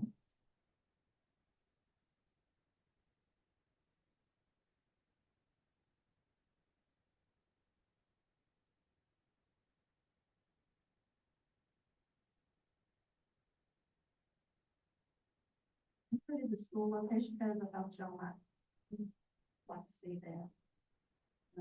And the next one is just a sample of the expenditure report. And I purposely pulled the federal one so you can see that where that X was placed for there, that means that was grant year 2023-24 money. It comes to special event actually. There you go. Yeah. And that tells me that's federal. That first line, of course, we got the title on that, social worker, that's McKinney Bento money. And then the 131 tells me this, an instructional support position Next slide. This is just, 3-year expense trend. It's a little skewed because of ESSER and capital outlay, turf and track skewed the other category. So if you look at 21, 22, that's probably the most normal year, even though that was a COVID year, because we really hadn't got into spending the ESSER money, the big bucks of the ESSER money, the windows and the HVAC. 22, 23, you see the other category goes up. And in 23, 24, we finished paying for the windows and the HVAC system, so that kind of skewed our numbers a little bit there. We do put most of our money into people. And that's honestly where you get your best bang for the buck.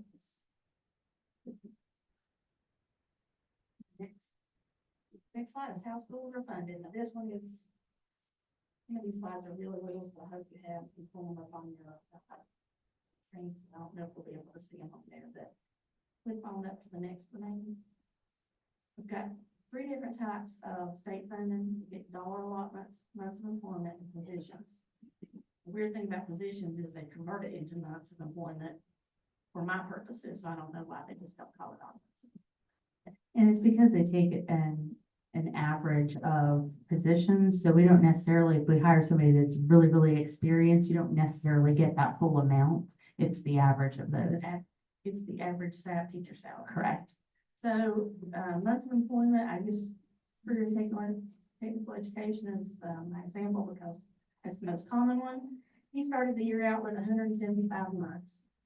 He doesn't use all his months, so he can convert those months into a dollar allotment. So currently he's got 166.5 months allocated for teaching positions, and we will transfer the rest of that money over to pay for supplies, materials, and programming. And honestly, if we didn't do that, I don't think he could run his program. Absolutely good. Then position allotments, best example is our 001. Currently, we're funded at 118 classroom teaching positions. That's it. That's it. So they pay the salary and benefits regardless. We put our highest paid teachers in there because they're going to cover that. But you know, we have a lot more than 118 teaching positions. We have 189 teachers. That doesn't include media, counselors, the other certified positions, the instructional positions. That is the teaching positions. So I think last year, I don't know what, did we put that in here, the one slide that had all the different, okay. I've got some breakdowns. So we'll break it down for you for where we are right now with those positions, but we are underfunded by the state in every single area. And so when we're begging for grants and writing for grants and, you know, rubbing elbows with people to try to get different funds, if we did not do that, we would be really in trouble.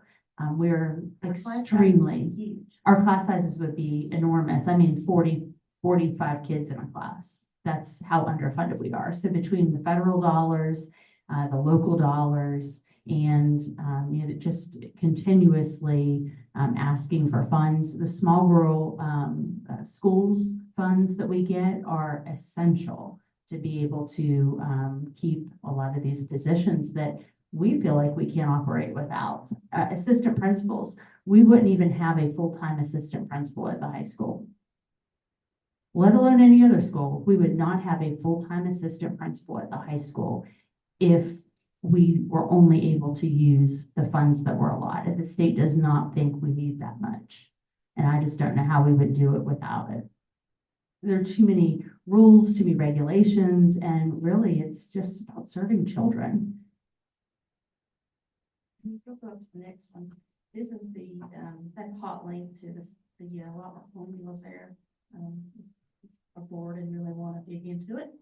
But I've clipped out the pieces, of the funding that we receive. So when we get our initial plan allotments, I'll go through and with Earl's help, we fill in how many children we have in grade 1 at each site and 2 and 3, and we try to look at, okay, so what is the state funding at each school? And then we know what our shortfall is and what we have to come up with. And we know kids don't come in nice little neat packages of 18 or 16.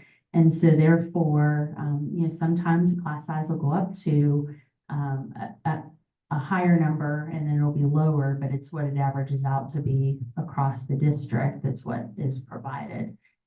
Grade 9, they think that we can get a half of a child. That is true. Have these numbers like per ADM, have they stayed the same for years or has that? These numbers on this changed when they changed the classroom size. So, well, a couple of years actually after, I think people had to fuss a little bit about it. Changed. Correct. Down. They wanted it to match what the class size law said. The one that, I've got a sample in here of a dollar allotment where they have not adjusted it. That you'll see in a minute. It's really, the whole point was wrong. So I enjoy feeling that a little bit. The next one is dollar allotments. Maybe less of dollar allotments. And I've got to give kudos to Dr. Cox. The small county funding had stayed flat for 20+ years. Her work with the committee, she ended up getting an increase in the funding and we had not seen that. So what was happening was that salaries increased, we could afford less in the pot of money. And they worked to change the allotment so that the smaller the district wouldn't lose money because it's really geared to even out some of those funds. And we're shooting for a little more, but It's a work in compromise. progress. Yeah, it was compromised. You can roll on up.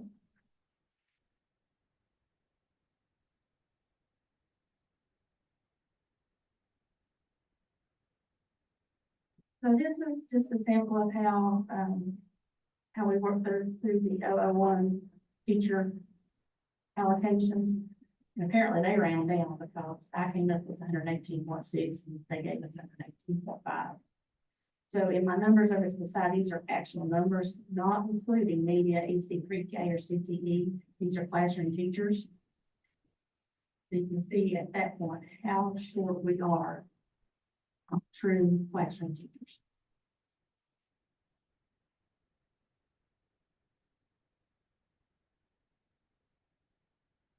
And you can see, does not include media, EC, pre-K, CTE. And, we teach classes all throughout the school day. It's really tough at any level to be able to operate just solely based on what the state provides. EC receives a state pot of money and there's a couple of federal budgets that are EC specific. So IDEA, regular IDEA, and then preschool IDEA. And remember, our EC kids are general ed kids first. Kids first. So they're in the regular classrooms, counted as a person in that regular classroom, and we have to serve them as we should in that regular classroom. And so the minimal that we get on top of that sometimes doesn't, Terry is amazing with the EC budget. I'll just say that. She is really fantastic with the EC These are budget. supposed to be, EC is supposed to be on top of the regular. Correct. So we can't supplant and take money away from the state side and fill it in with the EC side. It's supposed to be services on top.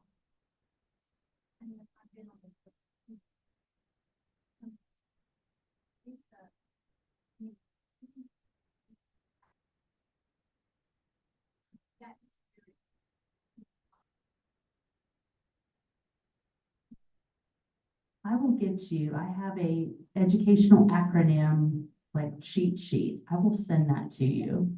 I have to get, well, they're the ones that are used over and over and over again. I'll send it to you all, yeah. So IDEA is individual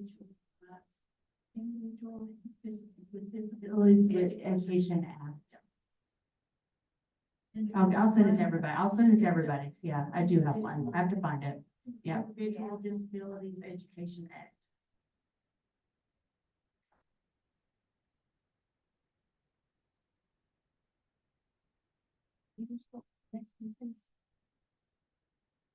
Next one is a dog. This is the one that really frustrates me to no end. Me too. So if you will look, we are funded on a 1 TA for 21 students. But the class size requirements over here is kindergarten has 18, first grade has 16, second has 17, third has 17. So when you do the math on that, it ends up that we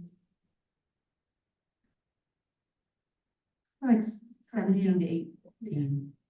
So 15, our funding right now covers 15 and a half, so local was covering 6. Scroll up just a little bit, you can see that bottom. There you go. They also do it on an exact salary, not everybody's salary and benefits comes to exact amount. So we also can either gain or lose money that way, depending on if we have TAs that have been with us for a long time, brand new TAs. This one, it would be the one that that needs some work in the legislation. Would you agree? I think they all need some work in the legislature, but yeah, this one is, we're sorely underfunded in this, and I don't know any kindergarten teacher or first grade teacher that doesn't need a TA in their classroom. If you think of tiny hands learning to button buttons and learning to hold a pencil and learning rules and procedures, and there are just so many things that it's really difficult to put into words about just routines and processes, and you know, they miss their mommy and all kinds of things in those early grades. And I would argue that it goes up in the grade levels too that still need that support, yet we don't necessarily we are not funded in that way. And clearly we don't have TAs in the third grade, even though, you know, they say they fund, you know, part of them in the other grades, but, you know, it's hard. We only have a half a position in second grade. I think all of ours are K1 except for a half. And I think the board made that decision, they made that decision, keep them in K1.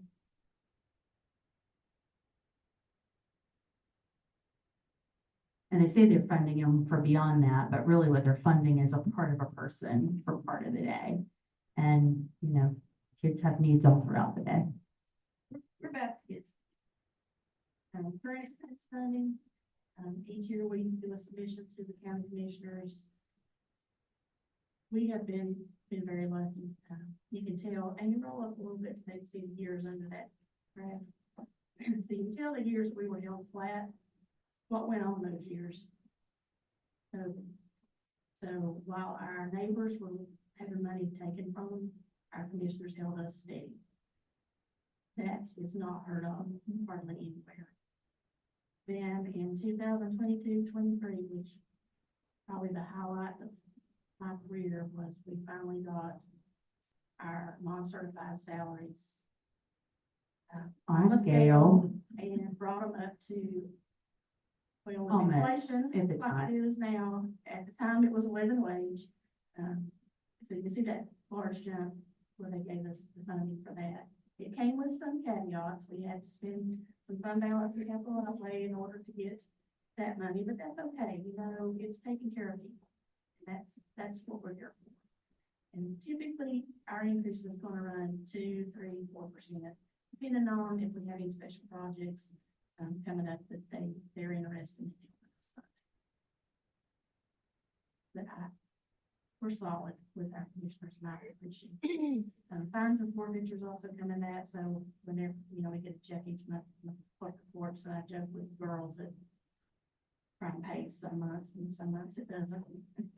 And then interest earned goes with that. Yeah, one month it came with a car. Yeah, we occasionally get a drug car, and I've got a big one, but it was pretty rough.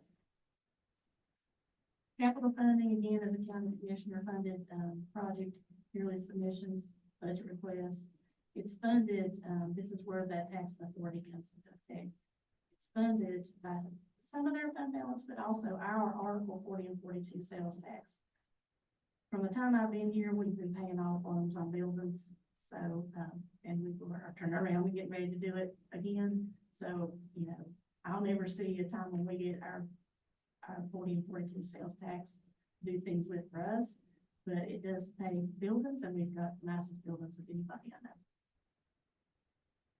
The public school building repair and renovation funds goes into our capital outlay, as well as the needs-based public school funding. Even though the county goes to the county, that will be one of those things that is booked on our books. So that will skew our, until we get the building built, that will skew our capital outlay, and then other state grants. We talked a little bit before about child nutrition being a self-supporting program. Meals are reimbursed through the USDA. That's why participation is so important. So I know the principals do a good job of directing them before breakfast in the morning, and your lunch is a little harder. They like to pack their lunch, but I know they've done a really good job of helping us keep up that participation rate so we can do CEP. That's going to be key to doing CEP and keeping it right on and on, is that participation rate. And then she gets additional revenues through supplemental sales. Fund 8 is kind of the catch-all of all the things. Our tuition scholarship, the endowment funds, our book fair, sales tax, gifts, donations, grants, trust funds. We've got one little trust fund that comes each year that's for a scholarship that goes to the high school. And federal appropriations, ROTC, Medicaid are in there. These are things that our district has worked hard to get. So when they start talking about giving a portion of that to charter schools, and it's donations that were specific to Ashe County schools for a specific reason, that really just bothers me. And then we also receive our free kindergarten funds today, even though they're state funded. They flow through Fund 8. About the endowment funds, I've been in the endowment for a while now, and never give them other than what we do. Right. So when the golf tournament money comes in, we'll put it in Fund 8. We'll turn around and write a check out to NC Community Foundations if that's what the endowment committee decides to do. The money we request back from the NC Community Foundations for grants, if we don't hold back out of the golf tournament, goes into Fund 8, and then that's what we pay the schools when you all award the grants for their programs.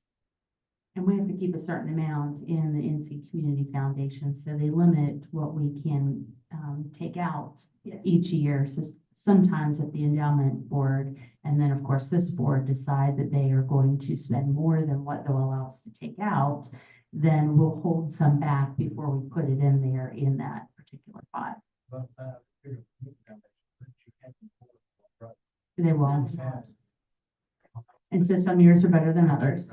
And you have to keep a certain balance in there, or you can't be a member of the Community Foundation. Those funds you for using stuff. No. No, that's the specific purpose of those funds. If we wanted to do something different, we would have to create another endowment, a different endowment, and a different account to do that. This is specific because of the way your bylaws were written. I think that you need to set on. Mhm.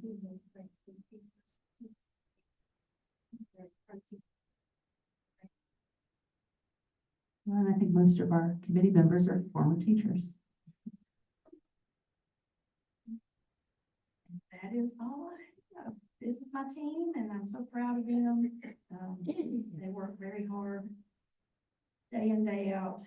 Anybody will tell you don't see them sitting around chatting. They are at their desk with their head down, doing what they're supposed to be doing. I'm always proud of them, and they're fairly young. So to learn what they have learned in a short amount of time, yeah, I couldn't be more proud of them.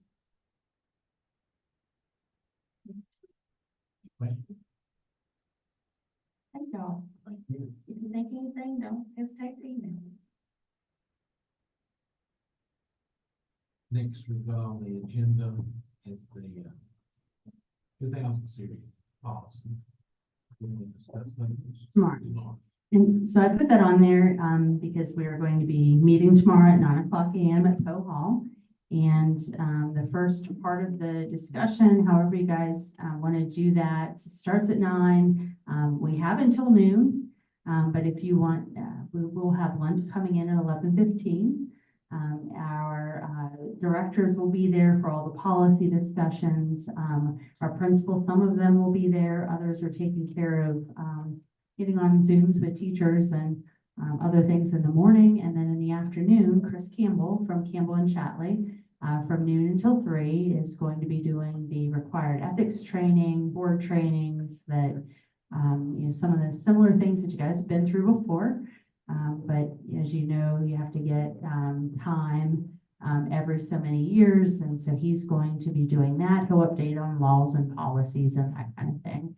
And all of our principals and directors will be there for that because it's good for all of us to continue to be updated in that way.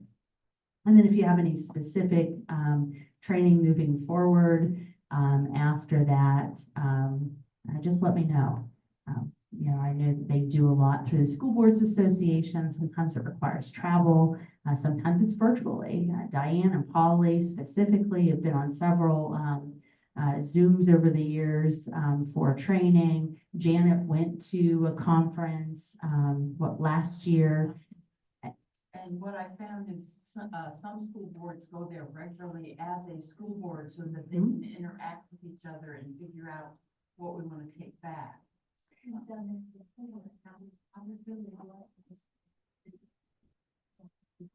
And so let's talk about, when we get some of those dates down, and then the board can decide on when, what they want to attend. And there are some things on policy specific. There's their annual conference.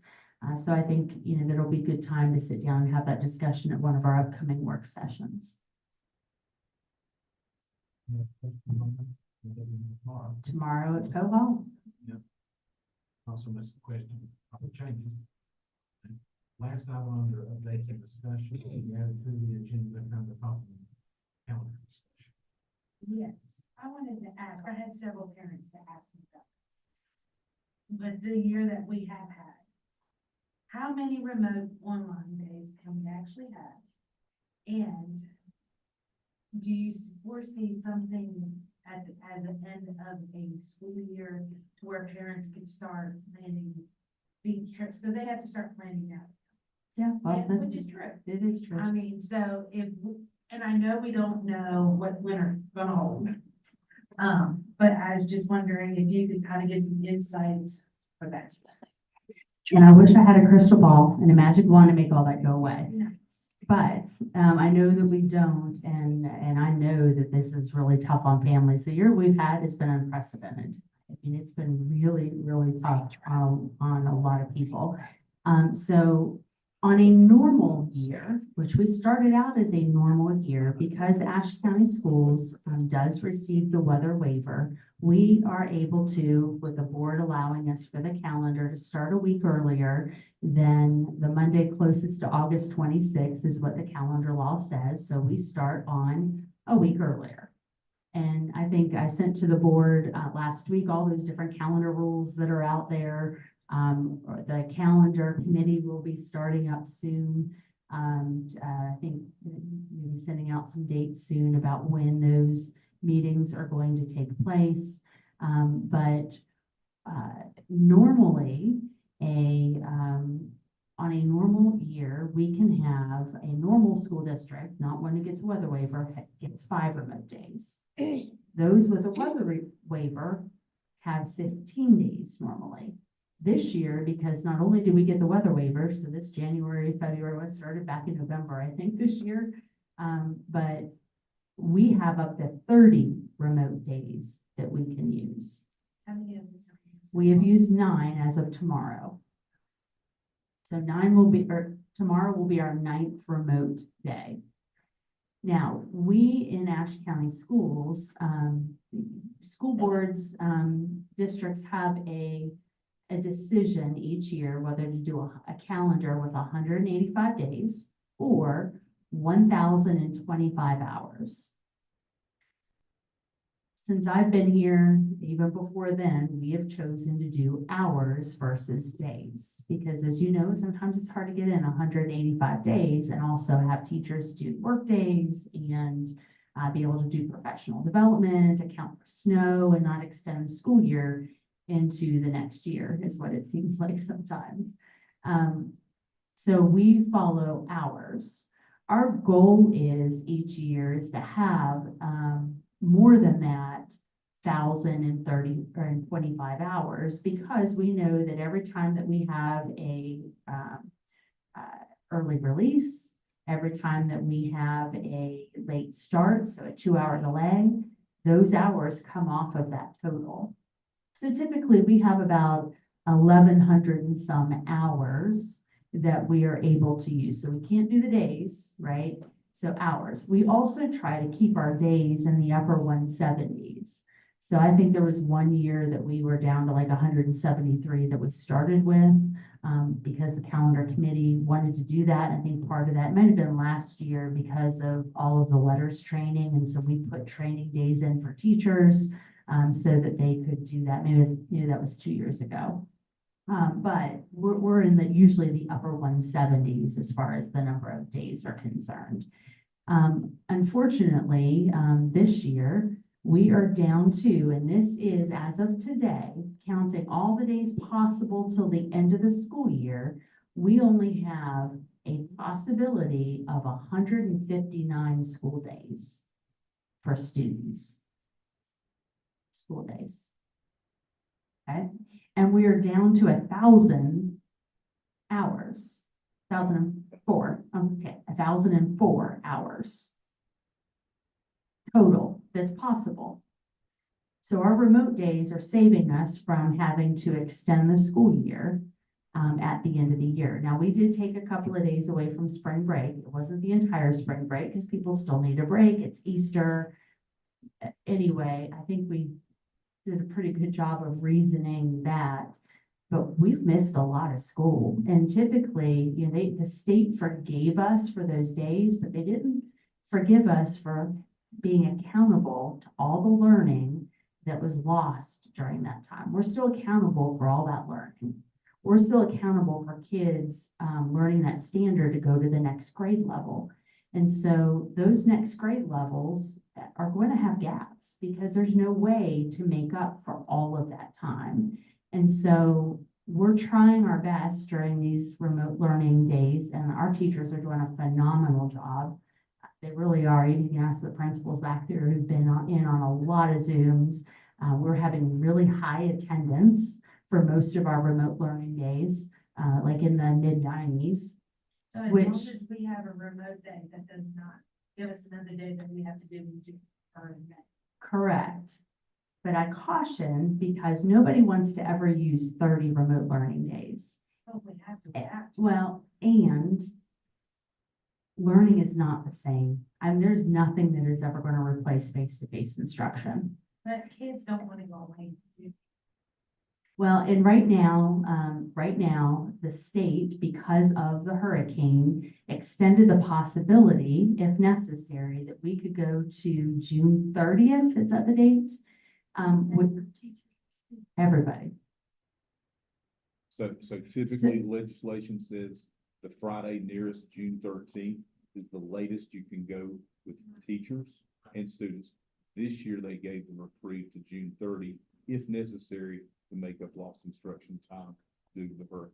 So they put their contracts in before June. So what would happen? Yes. So what would happen is there would be a no day. And we've had to call no days before because, you know, if the power goes out and we don't have the ability to do instruction, we will have to do a no day and we'll have to extend the year. So I don't want to say no that we're not going to extend the year because none of us know what's going to happen.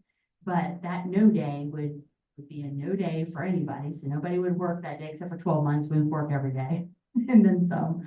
But it would be a no day for any 10 and 11 month employee, and that would extend their year by that many days, whatever that is. So if that ice storm would have hit last week and knocked out power, then we would have to, or one is upcoming. I think we see ice in the future. You know, who knows? They can't predict it this far out anyway.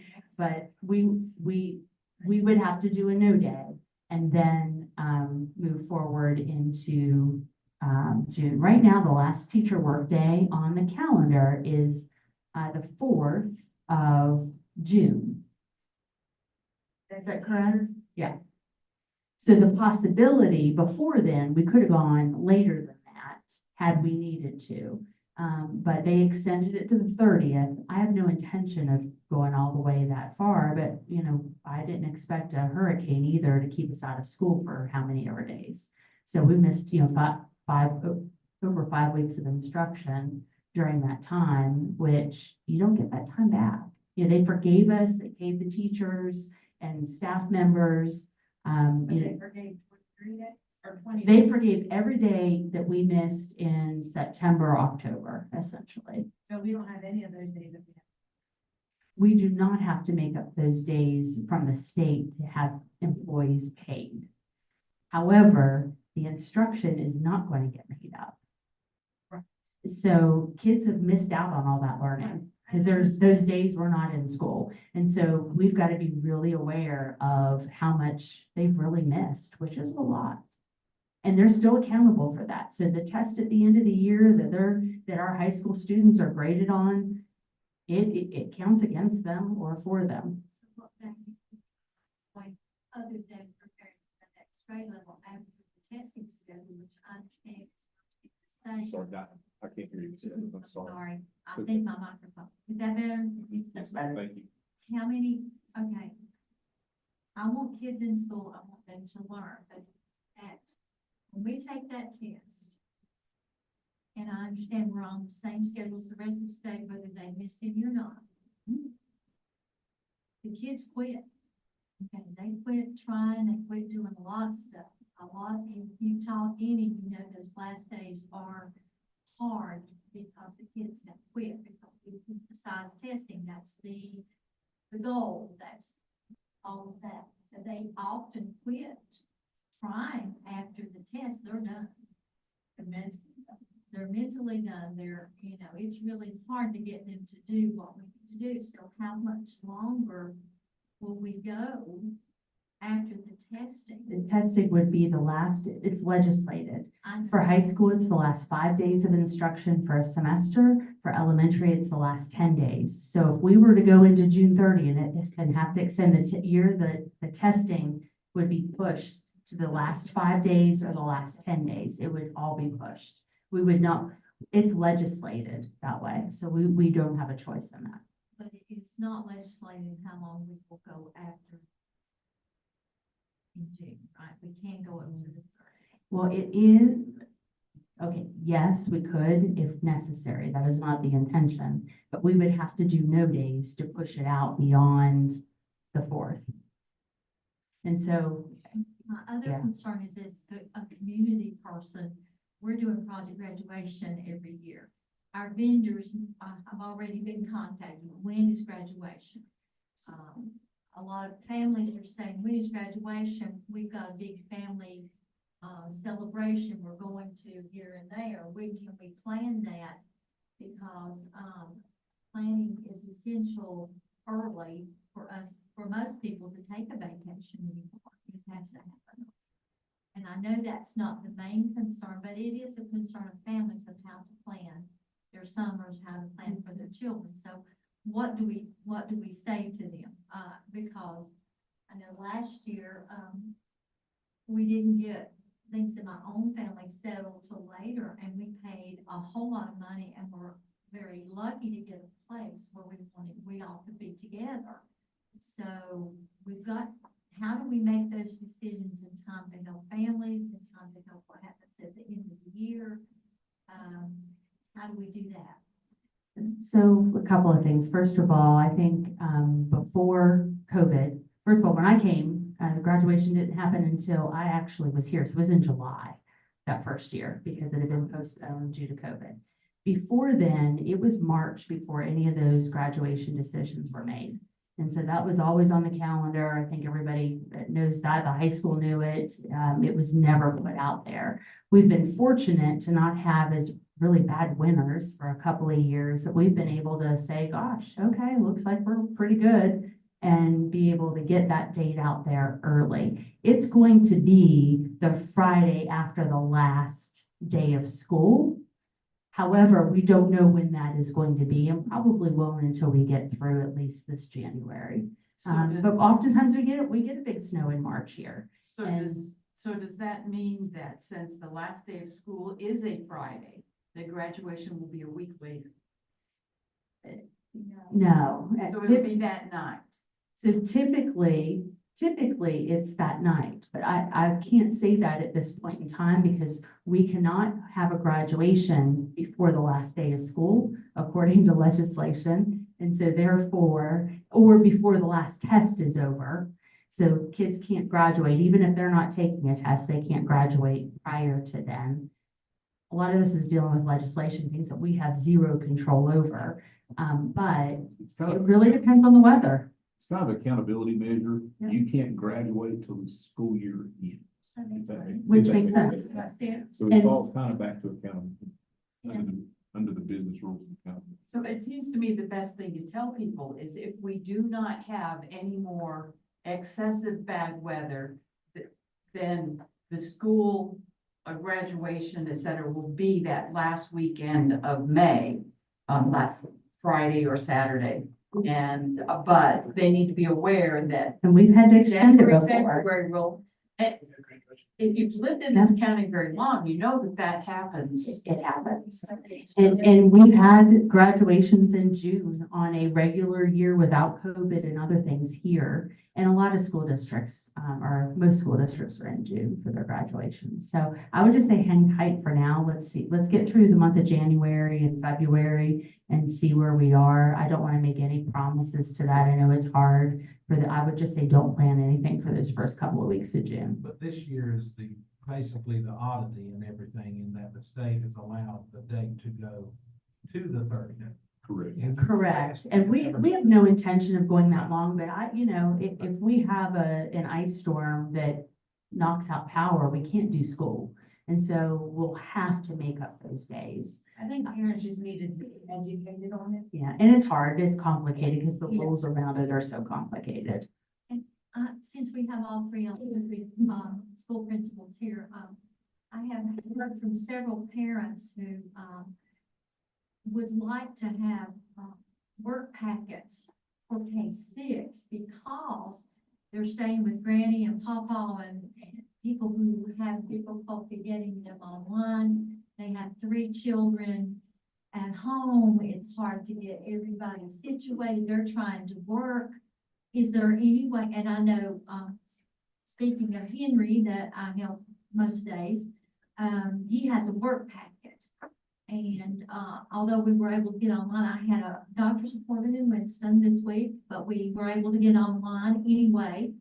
But a lot of parents don't have that option. Is there any way we could do work packets for K-6? Now, Yeah. middle school and high school, I know we do for K-2 anyway. So Westwood had, on Friday and on Thursday afternoon between 1 and 4:30, and Friday from 8 to 11:30, prior to the snow came, we had tables set up in the fishbowl, and we made a call out to Westwood families that they could come by, and we had them, arranged by grade and by teacher. So all of that has been done All at Westwood. K-6, yes, ma'am. Yeah, and we've communicated with families if they need packets, if they can let us know, our teachers can get those set and ready. I mean, we had some beforehand that said that they would have issues getting internet, like if they were staying with their grandparents. Right. So those individual schools have already got those so that they're in hand, ready to go. And even where we live, like tonight, the internet comes and goes with the bad weather. And so some days we have great connections, some days we get on 2 or 3 times. Right, and if something were to happen tomorrow for the remote day and a family member could not get on because they were at grandmother's, if the parents will let us know, communicate that to the teacher, then the teacher can get that ready and we can either have it up in the front office or figure out a way to get that to them.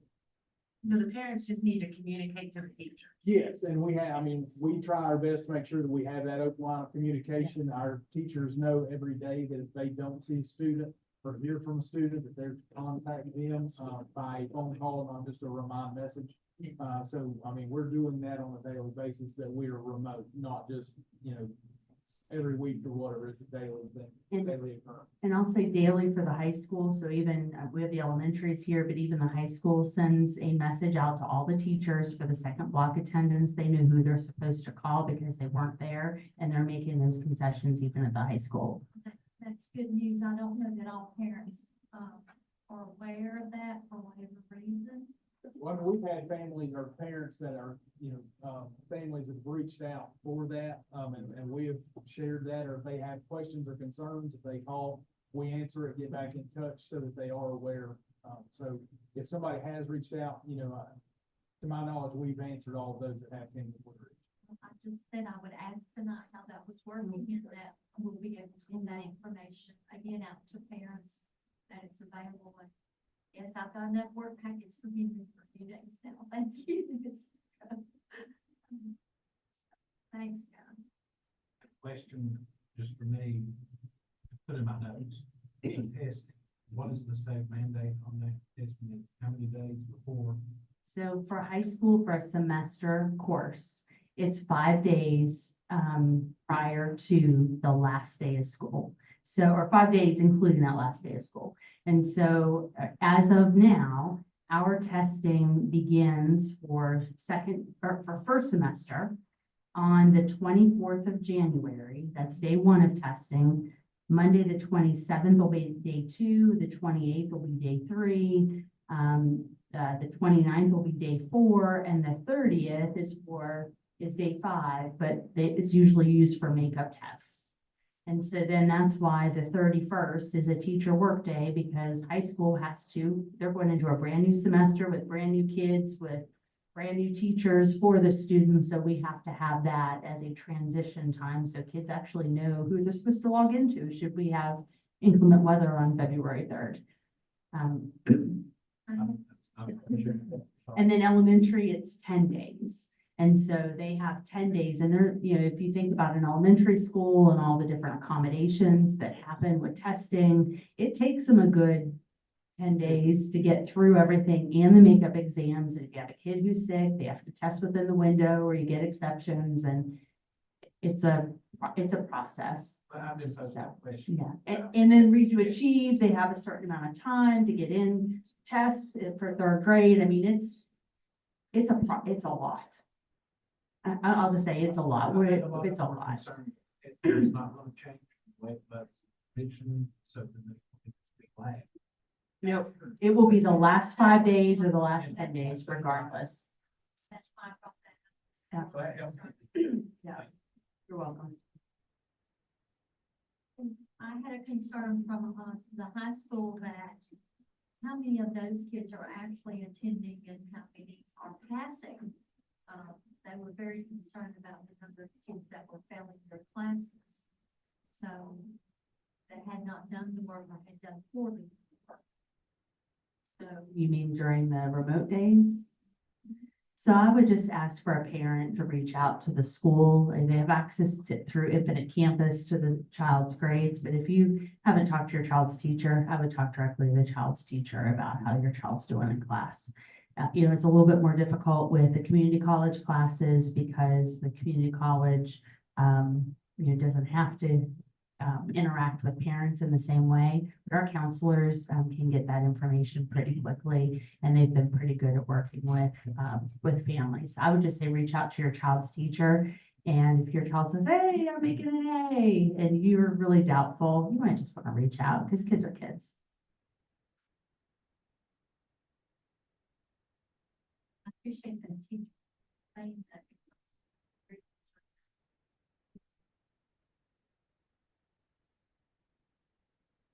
And we ask our teachers to be proactive too. I mean, there's nothing that's going to replace a good phone call home.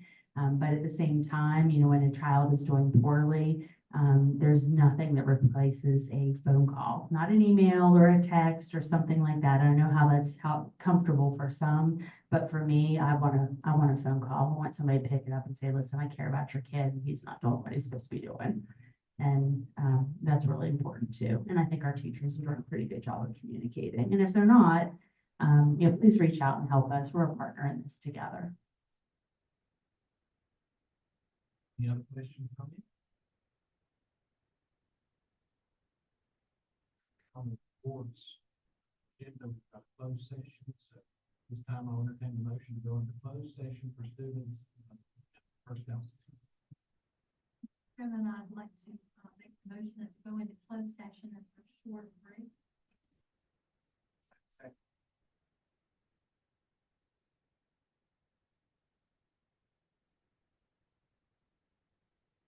Say aye. Yes.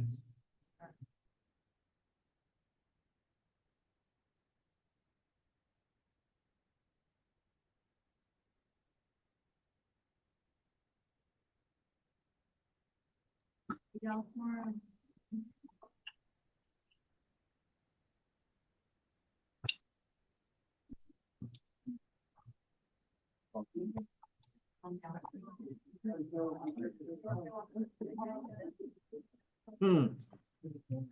Merry Christmas. Thank you. What was the add-on about count? What was that? Last 20 minutes, what was that? It's the same thing I sent to Ernest thinking email. Week and a half ago. Yeah, this was what I announced to Nikki and Jerry.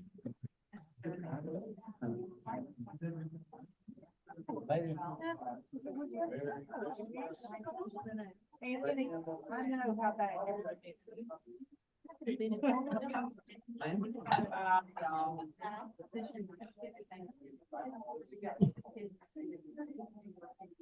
Yes, ma'am.